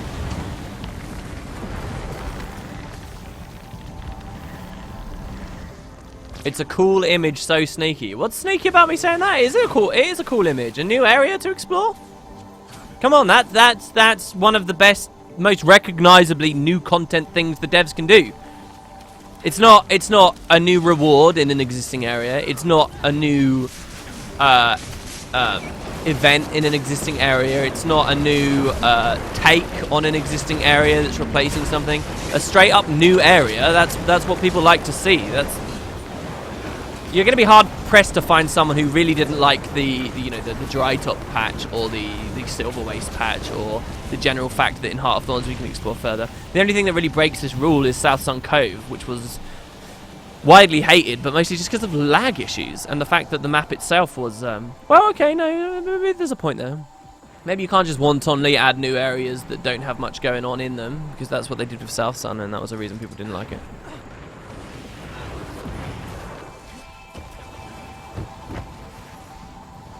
It's not about what I've said, it's about what I've avoided saying. I don't really think... I've not avoided saying too much.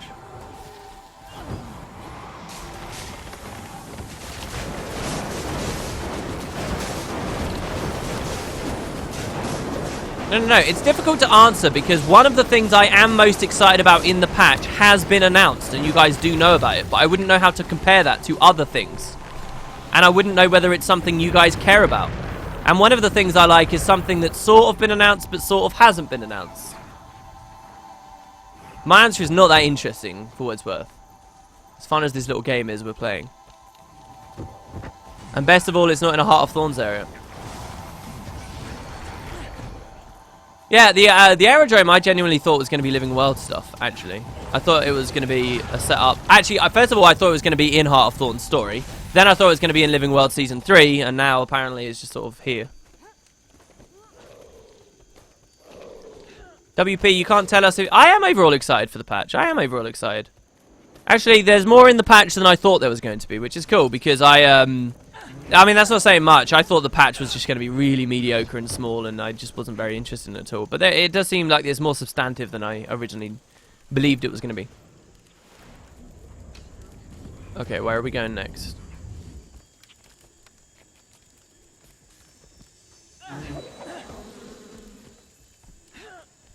Can you invite me to the guild? I already whispered you. Yes, sorry about that. Welcome to the guild. Somebody else also wants an invite. How many slots have we got though? I think that's about to get filled, that last one. So let's just quickly do this while we wait for our commander to... Sorry to Max Knight Core, who hasn't been online for 4 weeks. You just lost your spot. Welcome to the guild, Kitterbake.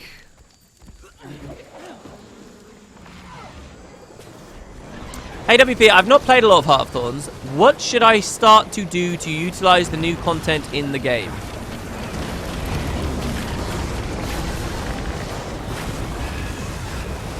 I really don't understand that question very well. You've not played a lot. What should I start to do to utilize the new content? Are you asking me how to play Heart of Thorns? What you should start to do is go to Verdant Brink and enjoy the story and the quests and the dynamic events and the map completion and start unlocking your elite specialization of your main character or your favorite class, or try a new class, try the Revenant. And then naturally and slowly progress through the maps until you're done. I would also say to increase your enjoyment, I would make sure you have some XP boosters and things on. That's fairly important. So Zeghart said, so what is supposed to be in the next patch? Shortbow Legendary and question mark? Like we've not heard or seen any actual new content at the moment. Well, so Mike O'Brien came out with a quote recently where he said, look, previously, before a patch like this, we've had like blog post series going out explaining what we're doing and why, and then it all comes out. And he's basically saying, we're not doing that anymore. We're gonna put it out, and you're gonna get what you're gonna get, and we'll explain it when it comes out. So that's why it seems like there's less to talk about with the patch, even though maybe the scope of it is bigger than we're expecting. But yeah, so far all we've had is some very vague, waffly comments about the general intents of the patch, but not what they're doing to achieve those goals. And you're right to think, what is actually coming? Because yeah, it seems quite minimal. And that is why I now come out with a statement, oh, I wasn't expecting too much, but there's more than I was expecting.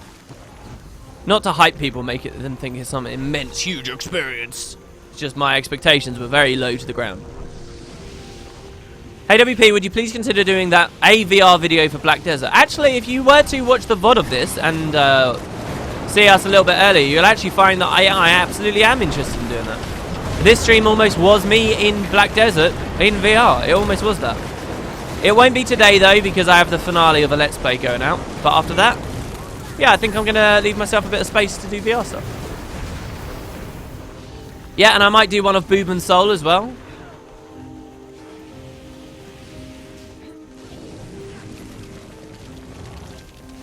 Kitta Bake says, come on, it's Living Story 1. What is?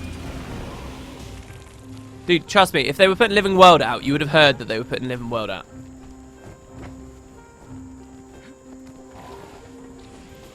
It's not a surprise patch. People know that there's a quarterly update. Alright, basically, here's the situation. These are not surprise patches. These are not unanticipated patches. It's just the specifics of them are not going to be as clear to us anymore until they actually come out. And I guess this is because it gives the devs a bit more freedom in the kind of things they put in, and they can be a bit more malleable. I don't know with the design. But they've told us, all right, we're getting quarterly patches. So we had the winter patch, all right. The winter patch already happened. This is the first patch of this year. This is the spring patch. So well, it's not the first patch this year. That's wrong. But this is the spring patch. Then there'll be a summer patch. There'll be an autumn patch. There'll be a winter patch. And each quarter, these are not the only patches that are going in the game. It's just these are significant ones. So these are the patches that add new skill balance. These are the patches that close out the PvP seasons and put us into like that interim wait period of the next season. These are the patches that will provide significant feature-based changes to the game and add new content. Between those patches, there's other stuff like, you know, like new raid wings coming out that they've said, or new fractals and things. Actually, I think they said new fractals would be with the quarterly patches. But so we know they're coming, it's just the specifics are a little bit less defined. What did the winter patch add? The winter patch, oh my god.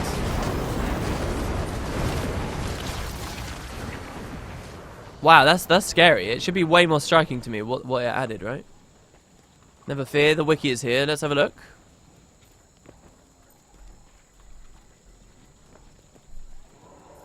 Winter 2016 quarterly update. Oh, okay, so this was the Shatterer. It added the Lunar New Year Festival. It added gliding in Central Tyria. It added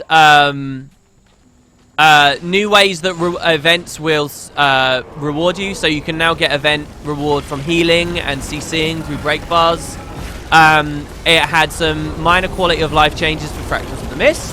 It added a new Mist champion to PvP, Tybalt left paw. It added a bunch of new PvP build opportunities through new amulets. It changed a few minor things for World vs. World and the downstate. The festival they added had a bunch of new stuff, new decorations, and yeah, that was about it.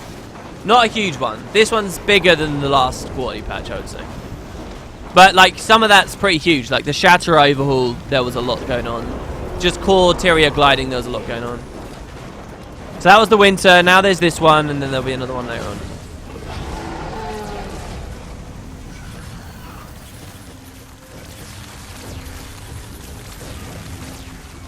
Am I making a video on the teaser? Yeah, that'll probably be tonight's Guild Wars 2 video.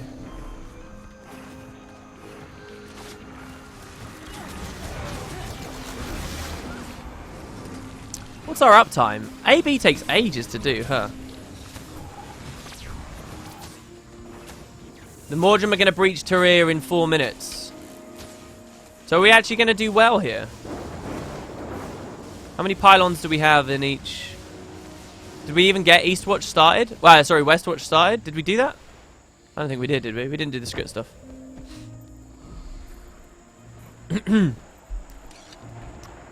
Which is what makes me curious about the aerodrome. If we can be sure that we won't get airships, what is there to do in it?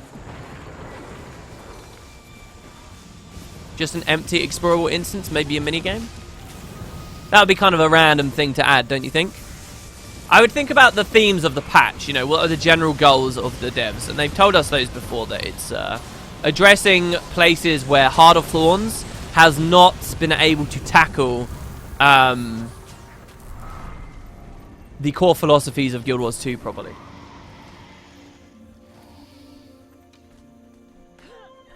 WP, I don't play anymore, but I don't miss a single of your videos. Thank you so much. If you don't play anymore, but you still want to, you know, watch videos, but you're just not interested in Guild Wars 2 stuff, I would point out, for almost 2 months now, I've been doing a lot of variety gaming stuff on the Visual Wood channel, so, and a lot of people still don't know about that. So there's VR videos going out there right now, there's a horror Let's Play going out there, there's been 3 other Let's Plays we've done.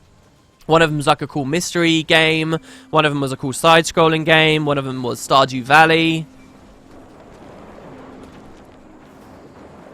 And it's been very consistent. Every single day there's a new video. Every day. Or at the moment there's been 2. I'll link it in chat for you guys. Do you think this patch will make the Heart of Thorns weapons and armors less grindy and require less map currency? Well, reducing grind has been what they've said they wanted to do. I think that is a way that you can reduce grind, yeah. They'd be foolish not to try that, right? Some of it's just stupid. Like, I did a Boots Bad build video with Boots a while ago, and he was using leadership runes. Leadership runes are like a disgusting amount of crystalline ore. Like, who the hell would ever go for those? It's just so much. It's so arbitrary, the amount that they cost for no reason for a crappy rune set. Just for a little idea to play around with a single build possibility. So lame.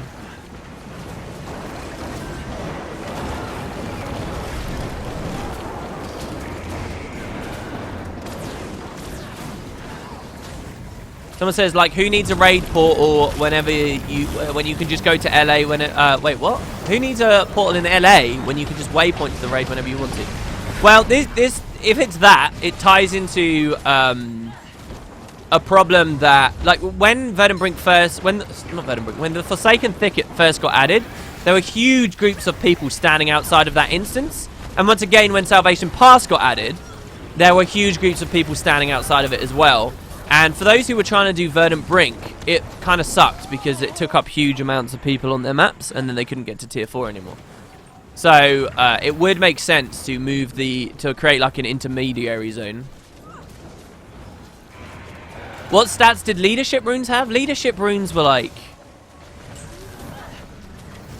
I can't remember, but the reason he was using them was because on elite skill usage, it would Condi cleanse, I think, himself and everyone around him. And it was boon duration. I think it was boon duration. Boon duration? And the idea is you kind of Paragon styles, throw out boons to everyone else and give them loads. It was a boon duration engineer that used might while holding a flamethrower, and might when you got stability or whatever, and stability when you had a flamethrower, and all that stuff. And it was a cool idea. The Zephyr says, a suggestion for Visual Wood. You and Matt should take turns introducing each other to games you love, but then the other hasn't played. It's funny you say that, and that makes me really happy to hear that someone out there would like to watch something like that. Because that is something Matt and I really want to do. One of the,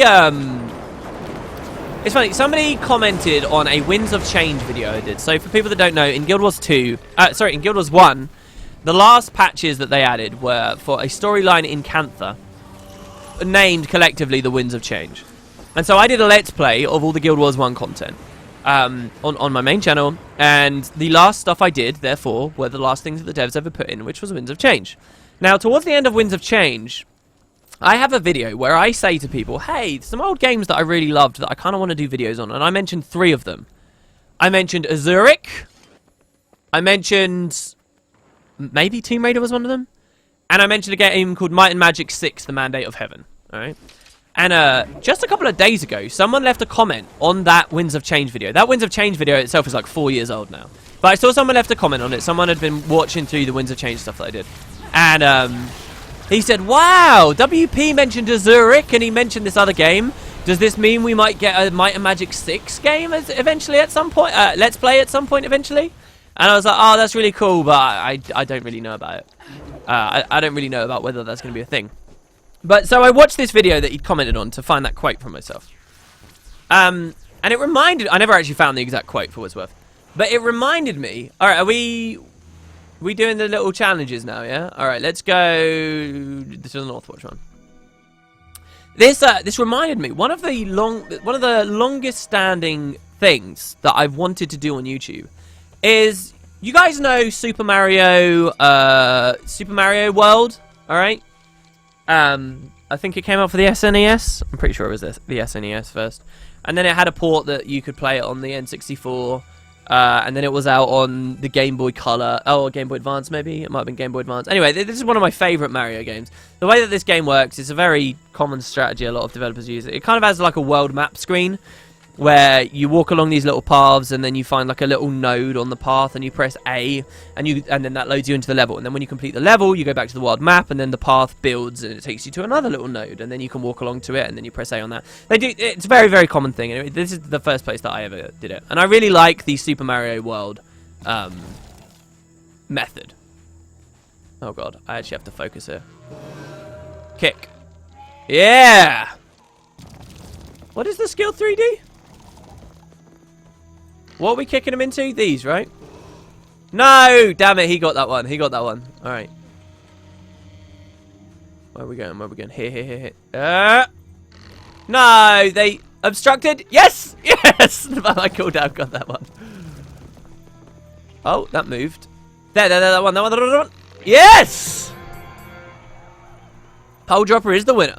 Alright, so anyway, one of the video series I've always wanted to do, as was mentioned in this Winter Change video, blah, blah, blah, is I wanted to make, or basically pay an artist it would be, because I can't do, I'm terrible at art. The idea would be to make a world map like that, but for myself, okay? And so what this series would be, is it would be a bunch of sequential Let's Plays, where I take people on YouTube through the games of my past. So, it would start with a splash screen, and we'd be on the world map. And you'd be at the little node, and you press A on the node, and the video would take you into the node, and be like, alright, so level 1 is this game. And it would be like some old PlayStation 1 game, or old PC game, or old whatever that I'm hyper nostalgic about and really, really, really want to do. Or used to really enjoy, and I would share that with people. And then when we complete that Let's Play, we go back to the world map, and we move to the next node, and then we go in on that. And it doesn't have to be a whole Let's Play, they could just be like short little videos showcasing it instead. And you know, I take people through my world of video gaming as I was younger and what inspired me and what I thought, you know, different things did well, blah, blah, blah, blah, blah. Cool idea for a series that I've always wanted to do, and I was on my mind when I mentioned that back in the Winter Change thing. Matt and I, basically, Matt and I have been thinking that would be something really cool to do on Visual Wood, where the world map, all the nodes, it's not just my games, but it's Matt's as well. So it'd be like, this is my world, and then the next game we play is a game from Matt's childhood, and then the next one's, and we share it together and we do it together, and Visual Wood's actually a great place to do that. But the problem is, a lot of the games we really like are just super obscure, weird little things in dead franchises that may have little redeeming qualities to them, sure, but generally speaking, no one's ever going to be searching for on the internet, and it would just be a huge time sink that we don't have the time to do, you know? It would be a purely hobbyist thing that if I had time to pursue a hobby, I might do, but... So, maybe this has been the thing, for my main channel, or even as a Visual Wood concept, that idea has always suffered from the problem that, I would need a bigger audience to do it, right? There'd need to be more people interested in that, so I could actually get some ad revenue off of it, to be able to dedicate real time to it. So, unfortunately, it's one of those things, but, you know, maybe one day, if Visual Wood does well and gets bigger, I think Matt and I would love to do a series like that. I've not expressly told him the particulars that I just told you guys on the stream, but it's a cool idea that I've always wanted to do. And I know you guys like the idea of it. I love the idea of it too, but it's just, you know, when we don't even get like 1,000 views per video, it's just nothing. There's just nothing there, and that would mean, okay, so some of you guys say you'd like to see it, but would you, if I did that, it would mean no more Guild Wars 2 videos, or it would mean like way less Guild Wars 2 videos, right? Like, it cuts into time. And what do I do? Do I do a video that 20,000 people will watch, or that only 700 people will watch? Like, let's be real. It's upsetting, but it's the way that the world works. Just make a clickbait title and boob thumbnail? No, people would jump down our throats for that. You can't do that. People have accused me of having clickbait when it's absolutely demonstrably not clickbait. in the past. Like, several times. I remember one of the videos I did when we first started Mythbusters, I think it was, or Did You Know, or one of these, like, kind of factoid concept things. I remember, so the assault's going to begin in a second, guys. Sorry that this is a little boring. I titled it like it was very BuzzFeedy. I promise I was not inspired by BuzzFeed. I was not thinking about BuzzFeed.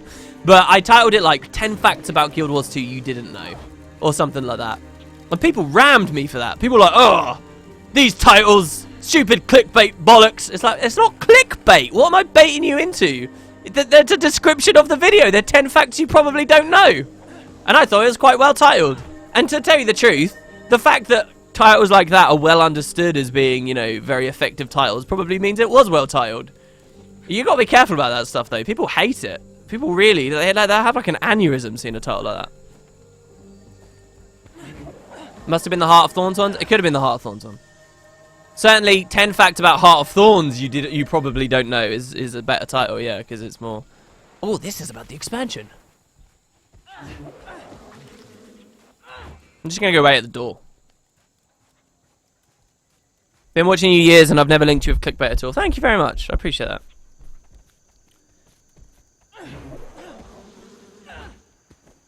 Thing is, my definition and understanding of clickbait is much more specific than what a lot of other people's is. Like, to me, there's nothing about that idea that I just said that is clickbait. To me, clickbait is genuinely, it's being deceptive on your thumbnail. Clickbait is deception. That's the key point to me. And I don't think I'm ever deceptive with my titles. I can't think of any examples of me being deceptive, and that's all. Every video I ever title, I'm trying not to be deceptive. I'm trying to make it sound appealing and enticing to watch, yes, but I'm not trying to be deceptive. Because if, in order to make it sound appealing and enticing to watch, you have to be deceptive, well, isn't that just a shit video? There is no way you can describe your video that makes it sound appealing without deceiving people. Why have you made it then? Do you know what I mean?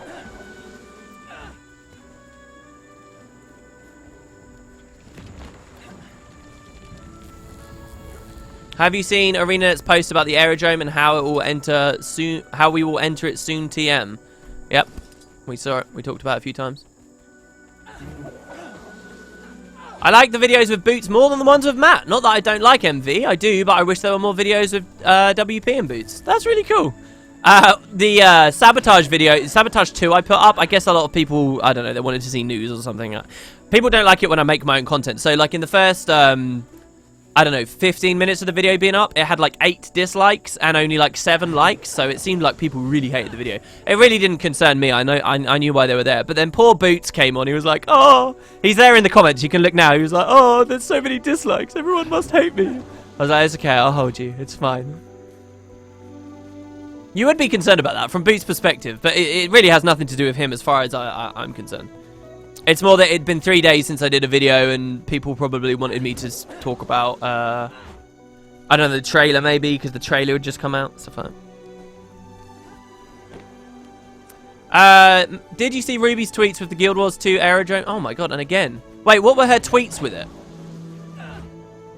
Do you think we'll ever get some sort of transportation like airships or something flying over our own airships? Okay, I don't think we're ever going to get like a vehicle-like system where airships are flying around.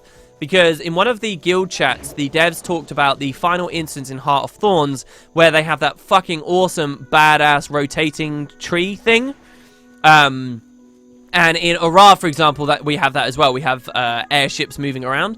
And so the question is, why don't we have more of that? They've done it in Aura story mode. Why can't they do it elsewhere? Well, on this guild chat, they explained that it only really works. It doesn't bug out. It only really works in small instances. So they can do it in story mode Aura, where even though it's a very big map, your play space is quite confined. And they can do it presumably in this thing at the end of the Heart of Thorns, because again, it's a small instance. Apparently, if they do it in big instances, it breaks. So the idea of having like a real legit airship flight over Gendaran Fields is not plausible, I think, because the map's too big and it's too much of a standard map experience. So you just wouldn't get that. I think on a technically speaking level, me from my armchair, someone who's never worked in game development or at ArenaNet, okay, I theorize it could be possible to have a system like that, where what would happen is you'd go to the Lion's Arch aerodrome, you'd get on an airship, and when you get on the airship, you hit a loading screen. And what this map you move into is, it is a big fucking empty map that is just a small representation of the entire interior world, and you're like way up in the sky, like way up. So you're not flying over the real Gendaran hills, you're flying over a instanced, contentless, but nonetheless environmentally accurate version of Gendaran fields, and you would fly over it. And maybe they'd bundle all the Crichton maps in together, and then you hit a loading screen, and then you'd fly over all these bundled together. And there's no way you can fall off of the airship or anything, or if you do fall off the airship, it would be coded so that then you get teleported into the regular map. But then how do you know where they fell off and match one for one? You'd probably just end up in the port, blah, blah, blah. That would get way too complicated. Anyway, that's the closest you'd ever find ArenaNet get, and that's so much effort for what payoff, I ask you? Not enough. So, practically speaking, they're never going to do it. I do think technically there's a possibility, but that would be my closest speculation.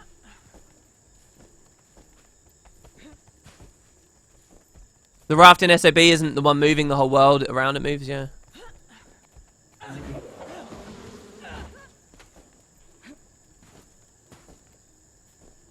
Wait, how is that? How does that work, though? That's really cleverly hidden, then, the raft in SAB, because before you get on the raft, you can genuinely see there's a real place that you travel to. You mean like FF Wooden Potatoes? Does FF14 do that? I don't know. I've not really played that game, so. Yeah, if you map break your way off the ship, you would get instantly banned. No, you'd like you'd get ported away or something. But you could have like a ferry transportation system like that. You could, and it would be a fun immersive feature. But Guild Wars 2 is a game built with waypoints. It's just not practically useful. It's not important. It doesn't provide value to people beyond, this is cool.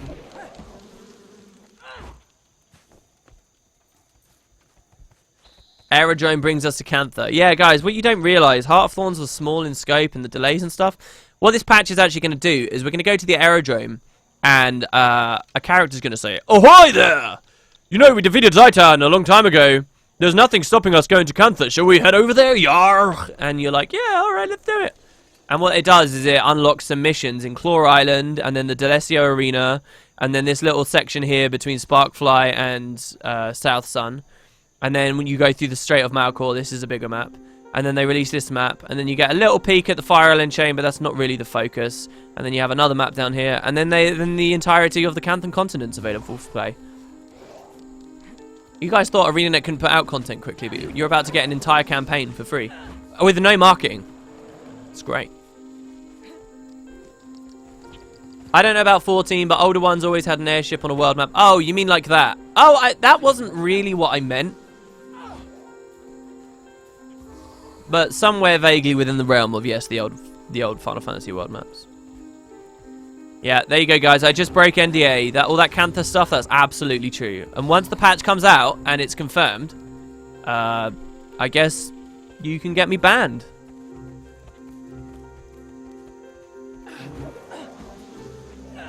Yeah, I was under NDA, but I just decided I don't care anymore. Porting away isn't harsh enough. Instant IP ban and public execution of your character. Shazbot's going to be very busy then. You should do a competition for us all to design the rest of the SAB world. I still dream of SAB armor. I'd love to do that. Do you mean in a guild hall? Thing is, to do a really good, really big SAB world, we probably need like triple to quadruple the amount of decorations we currently have. So that's going to mean a lot of clouds, and so far only a few people in the guild have really been pushing the clouds. And a lot of money too, but money I think we're okay, we've got a fair amount. See, these are the great Heart of Thorns moments, where you just naturally, from exploring the map, find yourself with a big group of people and you're all gliding through spectacular environments. If you and or Matt ever want to do another jumping puzzle on Guild Wars 2, my guild made one in our guild hall. See, that was a cool idea that we had. I even got like a lot of people submitting halls, but in the end, we made the Visual Wood channel, and we're playing those games instead. So the database is still there if you want to invite other people to do your puzzles together. It's still there, and I've repurposed it on Reddit to explain to people what it's there for now. So hopefully it's not all wasted opportunity, but I doubt me and Matt are going to do puzzles on that. Matt might not even have the game installed.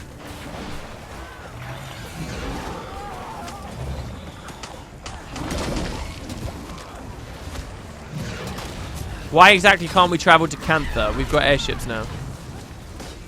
I guess your question there should really be, why don't we have a convincing reason for why we don't travel to Cantha? The reason is obvious. It's because they haven't had the time to develop it. And they chose the Maguma jungle instead of Cantha for their first expansion.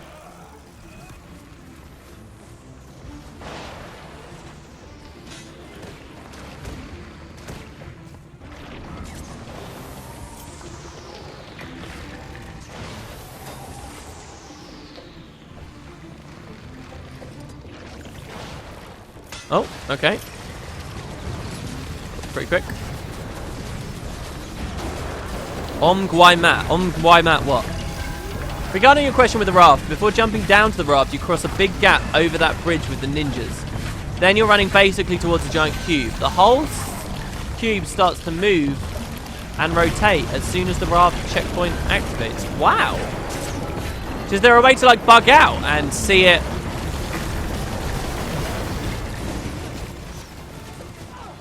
Oh god.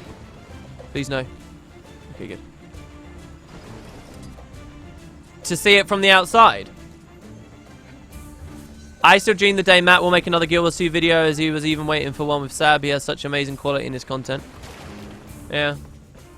It's hard to make content on this game though. It's very hard.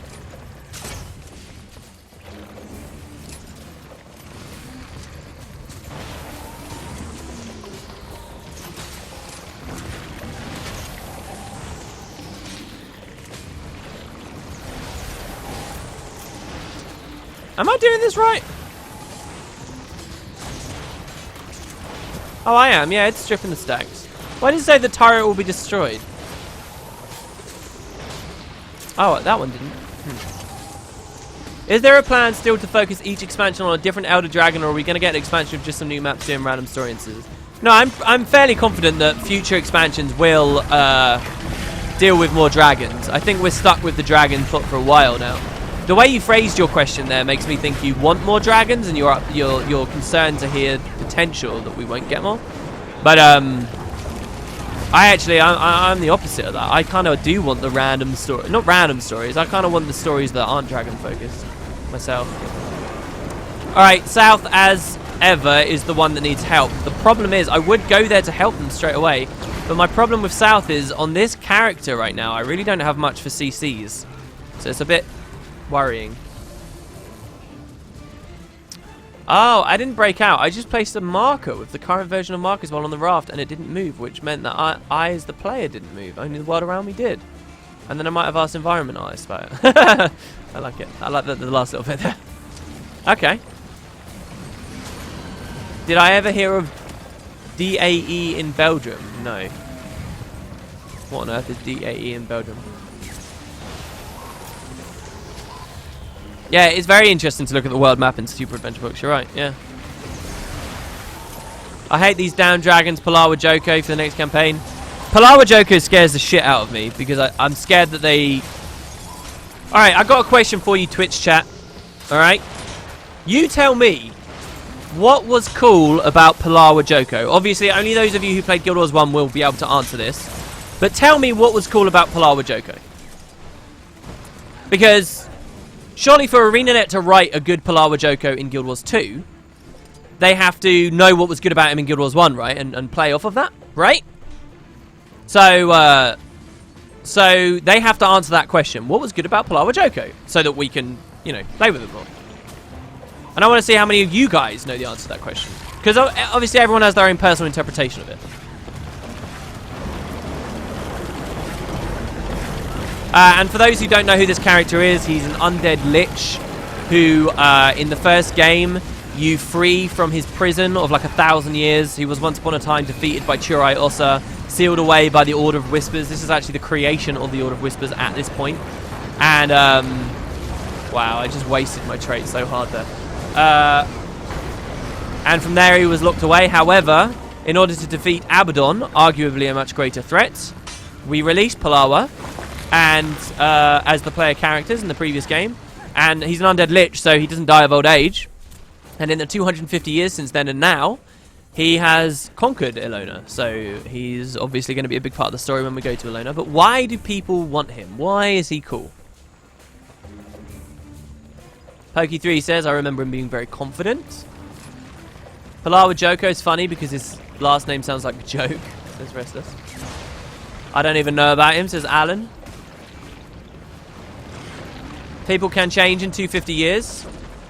He would have underwent a 200 years meditation and emerged as a changed man. I don't know why you think he'd meditate that whole time, but your point that people can change in 250 years is absolutely correct. However, the devs don't have to change him. Yes, there can be slight changes and tweaks in his personality, yes. You know, the Palawa we knew in Guild Wars 1 was not a powerful Palawa. The Guild Wars 2 Palawa we're likely to meet is going to be a powerful Palawa. So there's going to be changes, I agree. But you want to keep some elements of him that people like consistent, no? I think that's a trap. I think ArenaNet saying, oh, it's been ages, he'll be different now, and then changing his personality completely is a trap, because people are expecting Palawa, and they wouldn't get Palawa, would they? Abnormal says he was an anti-hero villain that helped us so we can help him gain some influence and gain power, and we got rid of his competition. So how do they write him in Guild Wars 2? That's what you want to think about now. What do you want to see him be in Guild Wars 2?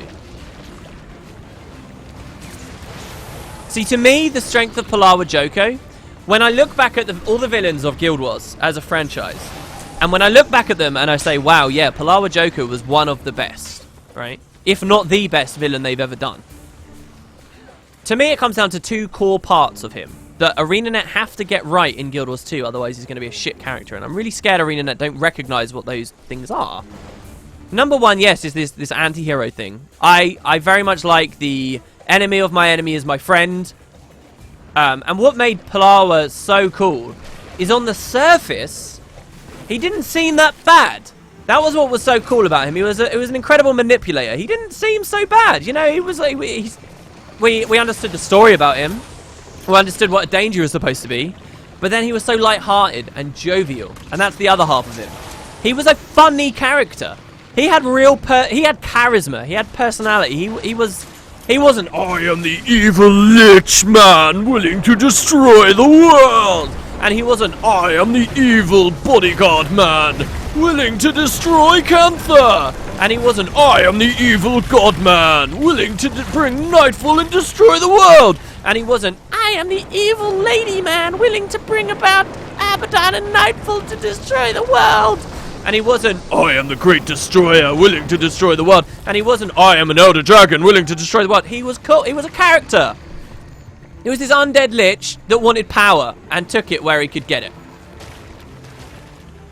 And that was his strength. He was funny and he was interesting and he was so nuanced. And I think for Guild Wars 2 to have a Palawa Joko that we really enjoy, he needs to be that again.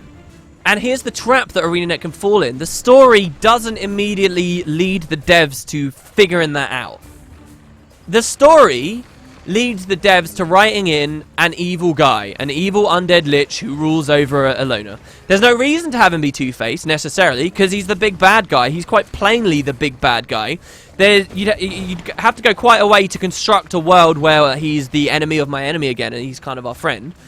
You have to go quite a way to create a lot of interactions between us and him, where we talk to each other, and he gets to be Two-Faced, and he gets to manipulate us, and he gets to weasel his way out, and he gets to play himself down. That's what he was doing in Nightfall. He was playing himself down. You know, we helped him get rid of his competition, as was already said in chat, through side quests. You know, knocking out the other undead hordes, and you know, there was a lot of lightheartedness and jokiness and funniness to it, and that's why he was cool. When you look at just the raw story, okay, Ilona is currently being ruled by an undead lich. I'm really scared that ArenaNet will just write it as, as another Vizier Kilbron, as just a generic guy that rules this land and is evil. That scares me. Now, I think that I can give the devs a little bit more credit than I am right now, and they probably have identified what I've just said. And I think they have left the door open, and the door for Palawa Joko to once again be someone who's like hanging out with us and is funny and underhanded and has a lot of power and stuff, but is the enemy of my enemy, is through the Elder Dragons as a catalyst. Because they've already expressed in the Movement of the World a long time ago that Palawa was also fighting the forces of Zaitan. Are we going for the kill here? No, he still has a thing. He was fighting. So the Movement of the World, they seem to understand that. So there could have been a very cool story in Guild Wars 2 where we allied with Palawa to defeat Zaitan, because Palawa had his own vested interest in dealing with that dragon. And that door is still slightly... Obviously, they never took advantage of that. There were so many things in the core story they never took advantage of, the Scepter of War being the other big one.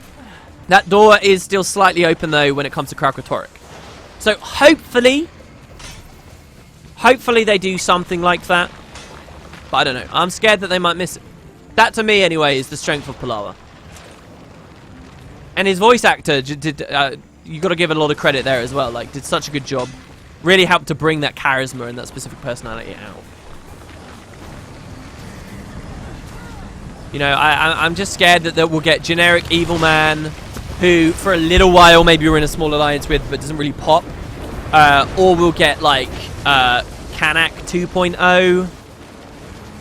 Or, I don't know. Palawa's the guy you love to hate. And ArenaNet, so far in Guild Wars 2, haven't made a character I love to hate. Do you guys have that? Does anyone in Twitch chat right now, can you think of a Guild Wars 2 character that you love to hate? So, you know, like the likable villain, you know? The guy who's doing really messed up stuff, but, you know, you can't help but smile at him. Or you love that character is... You love that character even though he's evil or whatever,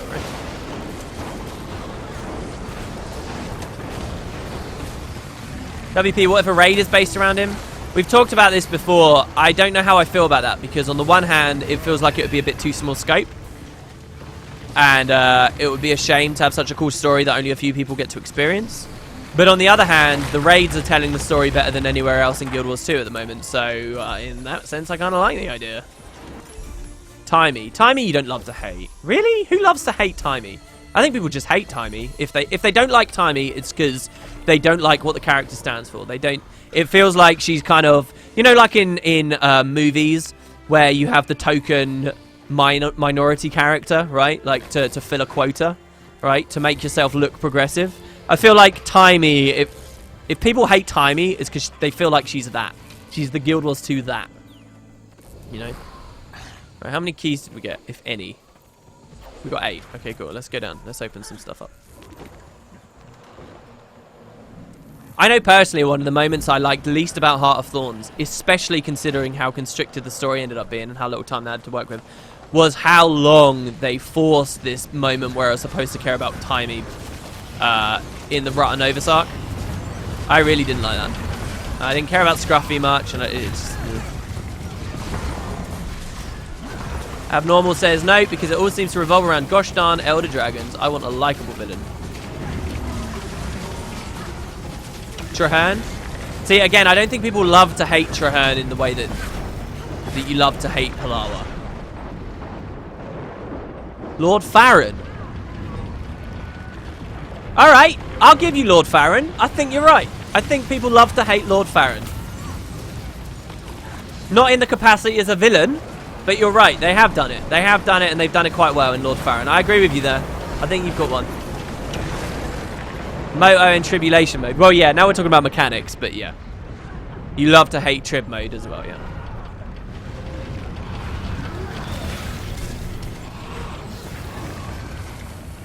Oh, did I say Scruffy? Whoops. Yeah, I'm watching too much Futurama.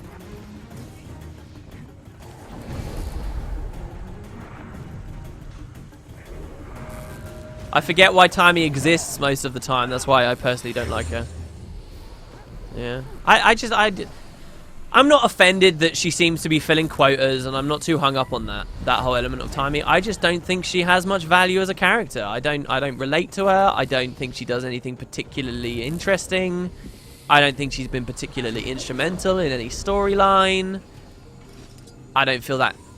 I don't know. Maybe it's just the fact that I don't relate to her on such a level. But I just I'm very bleh about her. I don't really care. And so when the devs clearly love her so much, and when the devs bang on about her and give her such a spotlight, if you ever give a character a spotlight that no one cares about, then that's when, you know, this isn't just games, this is anything. Right? Like, if you're a huge Walking Dead fan, and you don't really care about a certain character, you really don't like the episodes where, you know, that character loses a member of their family, like someone dies, and you have all these scenes where that character mourns, and you're supposed to be on that character's side, and you know, really understanding their struggles, but you just don't give a crap about them, right?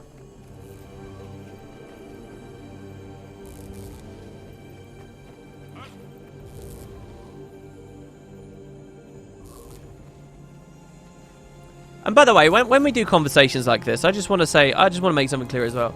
I know what I like as a consumer, and I can say, yeah, I think they did this right, this wrong. Never misconstrue that as me saying I think I can do better. Because I wouldn't know the first thing about how to actually do better. I really wouldn't. I don't want to seem arrogant enough to believe that, you know, I'm high and mighty and, oh, I could be doing a better job. I just know that a better job exists. Not that I could pull it off.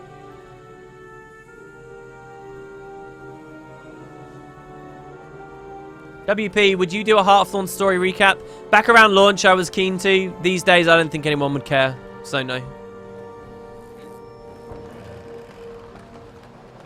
I like Timey more than Bram. I can see why you'd say that, but again, I actually think I like Bram more. Bram is more one-dimensional, I think. And I agree with that, but I think I just relate to Bram more. I can't put my finger on why I've never really liked Timey.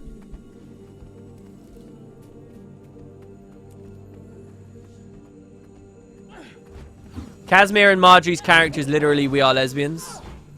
At this point? Okay, alright. I don't think their characters, we are lesbians. It's not that.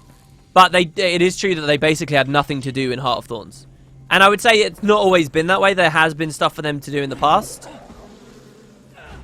Now the game was pretty okay in Heart of Thorns because at the very end the devs did explicitly have dialogue in there where you the player character say, hey, you guys really haven't done much, are you alright, what's going on?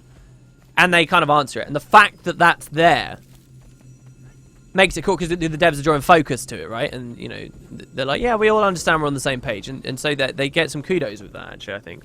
But my fear for Marjorie and Casimir from that point is that, yeah, they added the wedding area in Lion's Arch. I've always thought they were going to do a wedding with Casimir and Marjorie. And their response to the player character when you ask them about that is like, yeah, I've just had a lot on my mind, or something like that. And I could totally see their next arc just being, you know, about their love for one another, rather than anything super interesting. Their genders don't matter to me, right? Like, if Kanak had a love interest, alright, how many of you guys are genuinely excited to see Kanak's wedding, right, in Living World Season 3? Be honest, how many of you are we're going to take time out of the story to have a wedding with Kanak? And don't get me wrong, this love interest that has been a main member of the party for a long time, and we saw how they met each other, and we saw their love blossom, we saw their first kiss, and blah, blah, blah, blah, blah. We've seen it.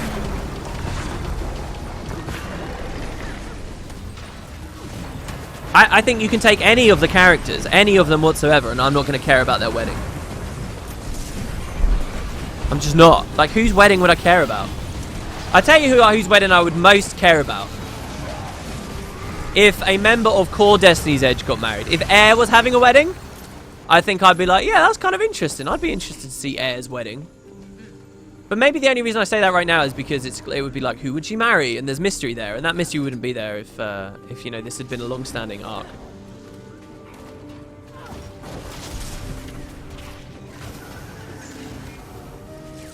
I'd rather be murdering Elder Dragons. I don't know what I'd rather be doing, to be honest. I just like bitching, apparently. At least that Kanak's got some fire. The girls just seem boring.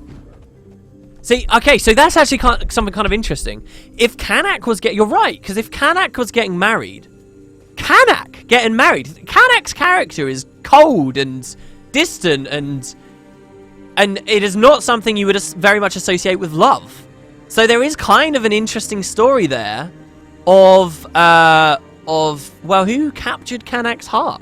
And we're seeing a totally different side to Kanak. And actually, to be fair, doesn't Marjorie kind of fit the bill there? Shouldn't we be sort of interested because Marjorie she's a very strong character, and she doesn't seem to be someone who really has ever looked for romance, and she doesn't seem to be. And yet you got Casimir who manages to capture that side of her, you know.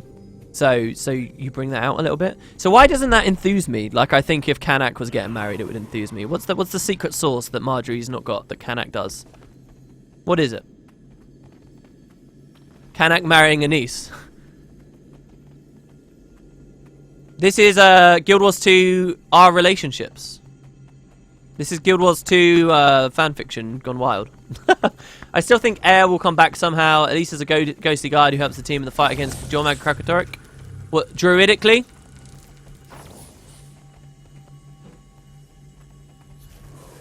I would like that a lot. I would like to see Air come back as a druid. I think that would be really cool. Like, really cool. Even just down to the raw fact that here you've got a Norn becoming one, when before it was only really humans we associated with them. Kanak marries a golem. See, there's kind of a dark story that I would love to see, right? Talking about Kanak marrying a niece. Do you know what would be really fantastic? What is that movie? Do you guys know, I think it's, is it The Omen? Jack Nicholson in the big haunted house? Is that The Omen? My God. Sometimes you forget really basic stuff. The Shining, The Omen.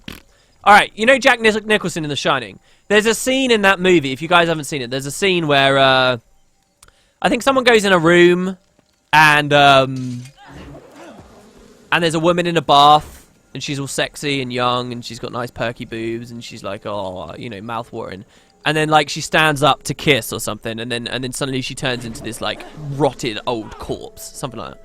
I don't know if that's actually in The Shining, or whether that's just an artistic thing that 30 Seconds to Mars did a music video homage visually to that movie. Whatever, alright? Anyway, this idea, okay? And then all of a sudden you're looking at this really old, rotting, naked corpse, and it's like, oh, I was gonna kiss it, it's a demon, I kind of like that dark idea when it comes to Kanak and Anise, right? Anise is actually Livia. Livia, who's like an old lich who's rotting away, and he marries her, and then she shows him her true form. She's like this, you know, filthy, disgusting, rotting corpse. And she's just been using an illusion to look beautiful the entire time. That'd be cool. I'd be like, oh. Yeah, that is in it, apparently. Apparently. Alright. Okay. Well, there we go, guys. We've talked about a bunch of random crap today. I want to thank so much the guys who donated and became Ultra Spuds for today. If you guys have potatoes you would like to see, I am well up for drawing them. The next batch will be coming, and they can be anything you like. You can ask me to draw my closest approximation to myself, or I don't know, whatever's fun. You can ask me to draw a fish on one, anything. So yeah, thanks very much, guys. Had a lot of fun. Oh, I love this music, man. Oh. Okay, all right. Thank you, guys. Have a wonderful day. I will see you tomorrow for another stream. Maybe a little bit more Nightfall, the third Nightfall stream. We'll see. Until then, have a great evening. Catch you next time, guys.